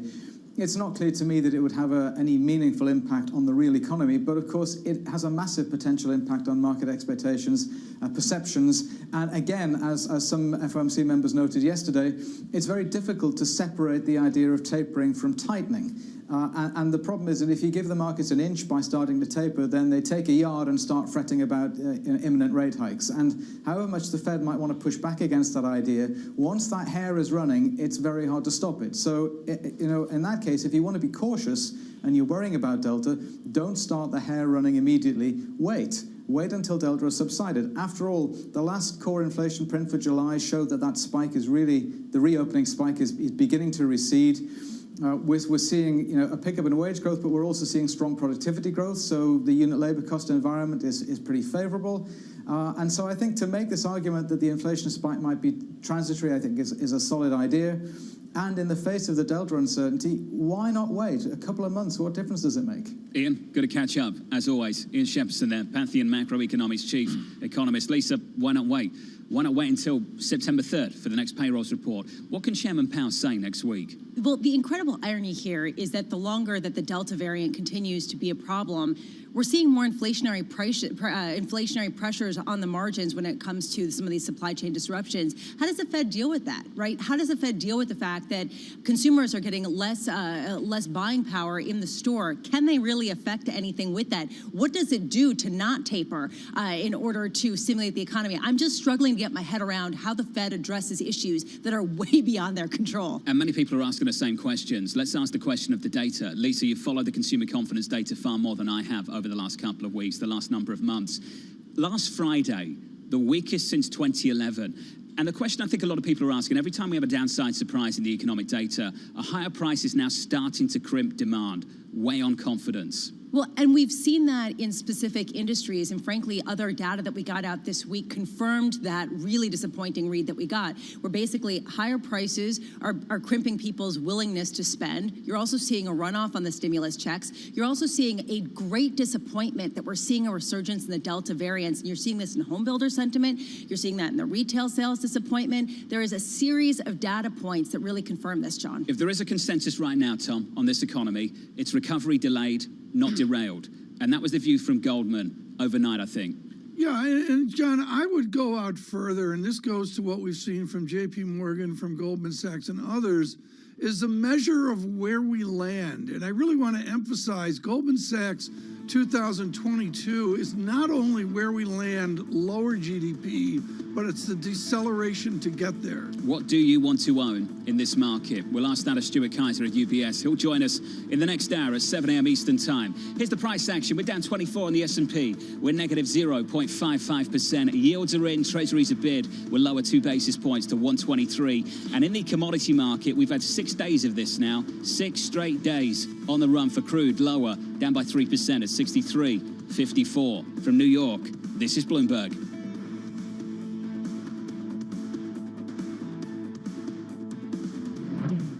With the First Word News, I'm Laura Wright. President Biden will keep U.S. troops in Afghanistan until all Americans are able to leave the country. That's even if it takes longer than his August 31st deadline to withdraw. The president also told LBC News that U.S. intelligence didn't foresee such a rapid advance by the Taliban and collapse of the Afghan military.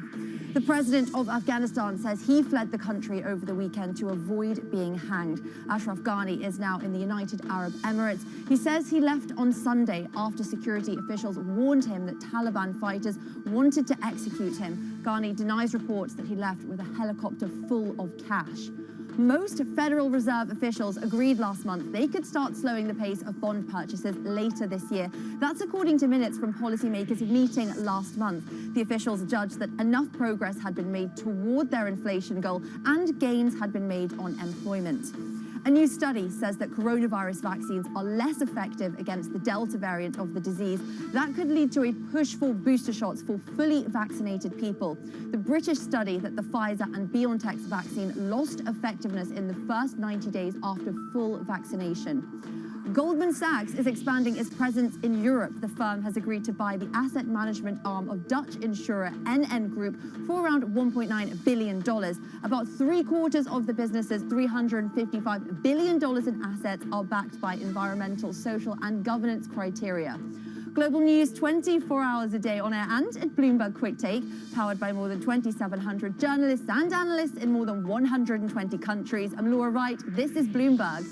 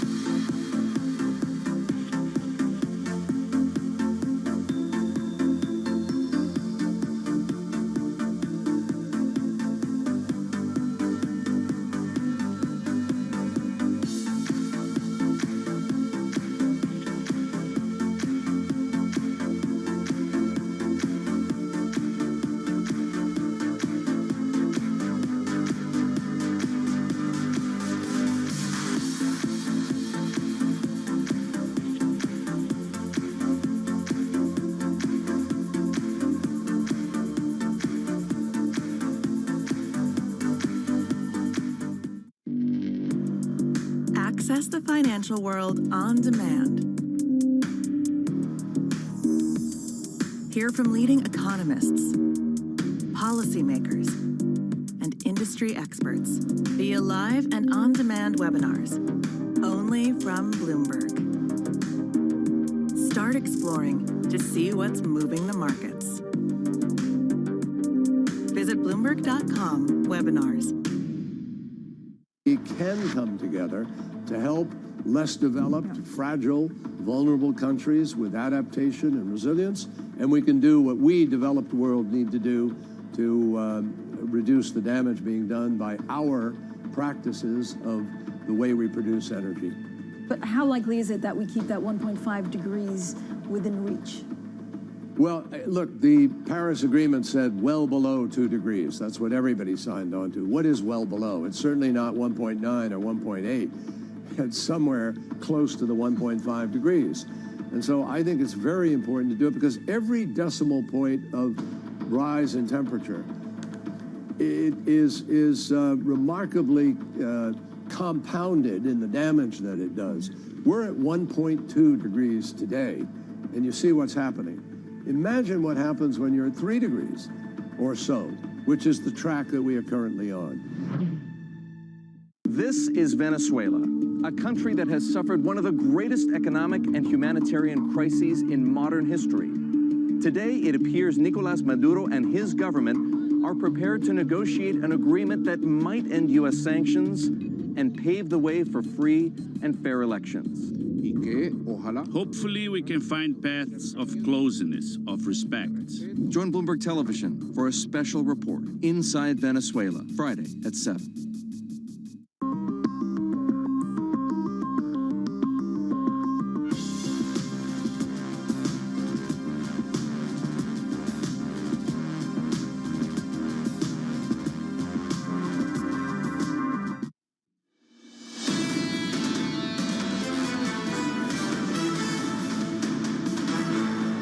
don't think it could have been handled in a way that we're going to go back in hindsight and look, but the idea that somehow there's a way to have gotten out without chaos ensuing, I don't know how that happens. The President of the United States speaking to ABC from New York City this morning. Good morning. Alongside Tom Keene and Lisa Brabitz, I'm Jonathan Ferro. Here's your equity market. A price action this Thursday. Risk off. We're negative. We're down. We're lower. Softer. Lighter on the S&P 500. We take a bit more weight off it. Down 0.6% on the S&P. Yields come in 3 basis points to 122.83. The dollar is stronger. DXY comfortably with a 93 handle this morning. Outside of that, Tom, crude lower, negative, down 3 percentage points to 63.33 on WTI. That right there, a 6th day of losses on crude.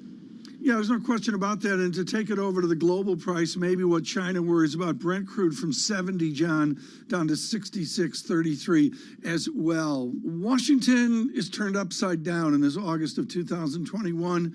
Picking up the pieces, Anne-Marie Horton is in Washington this morning. Anne-Marie, let me start with a simple question. What's on the president's agenda today? Which pieces does he begin to inspect to pick up? 10 a.m. this morning, we know that the president is going to be meeting, Tom, with his national security team. So that his NSA advisor, Jake Sullivan, that is the chair of the Joint Chiefs, Mark Milley, that is Secretary of Defense, Lloyd Austin. And of course, this is as they continue this evacuation from the Kabul airport of American citizens as well as Afghans. So that is going to be number one agenda. I expect the White House to tweet another photo, this time of the president, though, in the Situation Room. How do some of President Biden's comments read out in the Beltway right now when you have a president who said, no, I don't think it could have been handled in a way that we're going to go back in hindsight and look, but the idea that there's a way that we could have gotten out without this chaos is misguided. What's the reaction among politicians in Washington? Frustration and confusion, because this administration had assured politicians on both sides of the aisle and the American people, the president himself, July 8th, saying you will not see scenes of Saigon, and it is not inevitable. That is a quick Taliban takeover, and that's pretty much almost exactly what did happen. So there is this frustration, and I would note in that interview with George Stephanopoulos from ABC, the president had a tone of vexation. You could tell he was quite frustrated and defensive on what is going on right now and how this is all playing out. The bit that actually really caught me was when George Stephanopoulos said, we've all seen those pictures, that C-17 filled with Afghan refugees, and the president cut off Mr. Stephanopoulos and said, that was 4 days ago, that was 5 days ago. Potentially the president doesn't realize those images are still very much on Americans' minds and politicians' minds. All right, so does it matter that there's deep frustration among Washington politicians? Does this bleed into the domestic policies? Does this bleed into international relations? Or are President Biden's opponents making a lot of this to try to get that to be the case? There's always going to be politics at play, right? This is Washington, D.C. They don't call it a swamp for nothing besides the mosquitoes. But domestically, this is a cloud over his agenda. Already next week, there's going to be hearings. Already we have Speaker Pelosi and Senator Mitch McConnell saying they want the Gang of Eight having briefings with top administration officials on what exactly went wrong. And Lisa, to your point on the international front, there seems to be some relationships that are frayed. You could feel the frustration from the Europeans. Armin Laschet, and we have a German election coming up, he is likely to be the next chancellor of Germany, said this is the biggest debacle NATO has ever seen. So you could see there's going to be a lot of reconciliation after this needed on this side of the pond and, the international Let's go to your sojourn in London, Anne-Marie, and the idea that maybe you have a handle on transatlantic a little better than I do. I note the Wall Street Journal, no friend of the president, brings up the debris of Robert Gates, the acclaimed Secretary of Defense, and his harsh criticism of the president over the last many decades. They talk about COVID, they talk about characters being Biden's strong points, and then there's a criticism of people like Robert Gates. Does that force Europe to call an emergency G7 meeting? Well, they have already. The Prime Minister of the United Kingdom says he wants a virtual G7 meeting, and that is likely what we are going to get. My question regarding the G7 is in early June, when the Taliban actually had control of more districts than the government, much of the country was still contested, but still what was in the Taliban control was much bigger than the government's. The G7 at that moment was meeting in Cornwall. Why was this not discussed? Well, I'm going to look at this. And again, folks, Admiral Stavridis will be with us on Bloomberg Surveillance on radio in the 9 o'clock hour, I believe. Anne-Marie, Stavridis in Time magazine was just flat out scathing. There's no other way to put it, about how we blew it in Afghanistan with 1-year tours of duty like we did in Vietnam. Yes. What's the Pentagon say about this? I mean, I haven't heard a word out of the Pentagon. They're on radio silence. Well, Admiral Stavridis was calling it delusional America, and he also went back and showed that the Soviets tried this, the Americans tried this, heck, Alexander the Great tried in Afghanistan, and it's just not happening. We heard from the Pentagon. We heard from the Pentagon yesterday.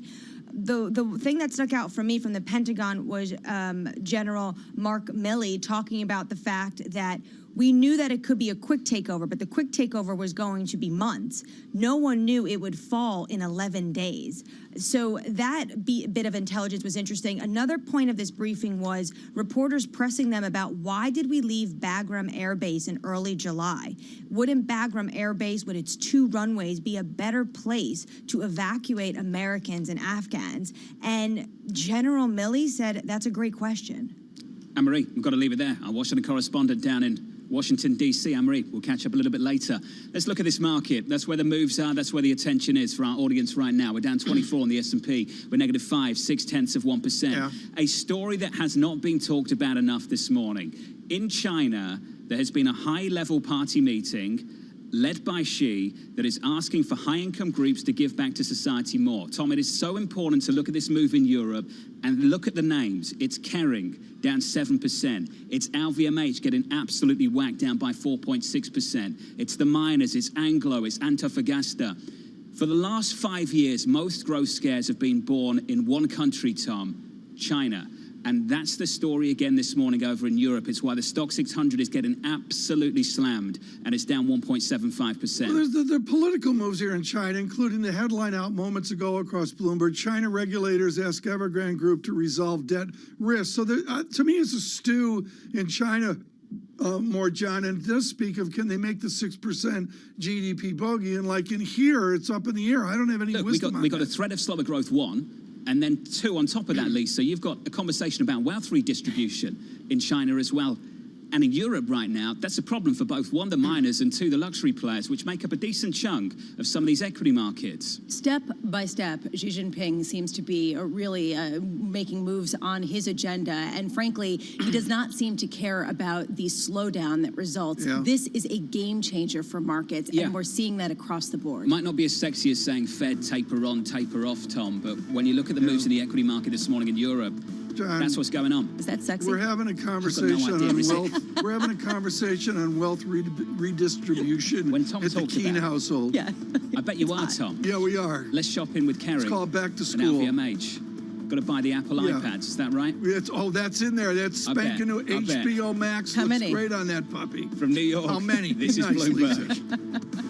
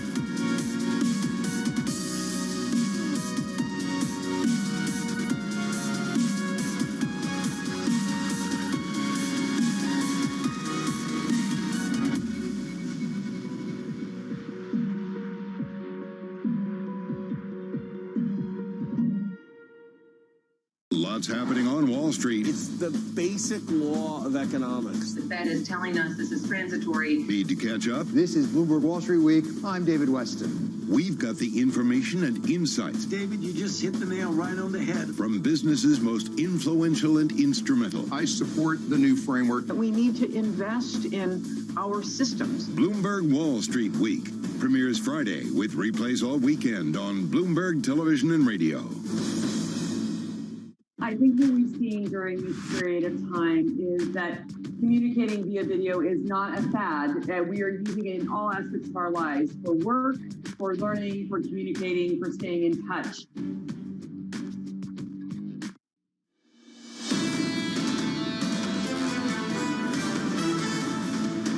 Live from New York City for our audience worldwide on TV and radio, this is Bloomberg Surveillance, and here's the price action this Thursday morning. Good morning. Futures are negative, softer lower.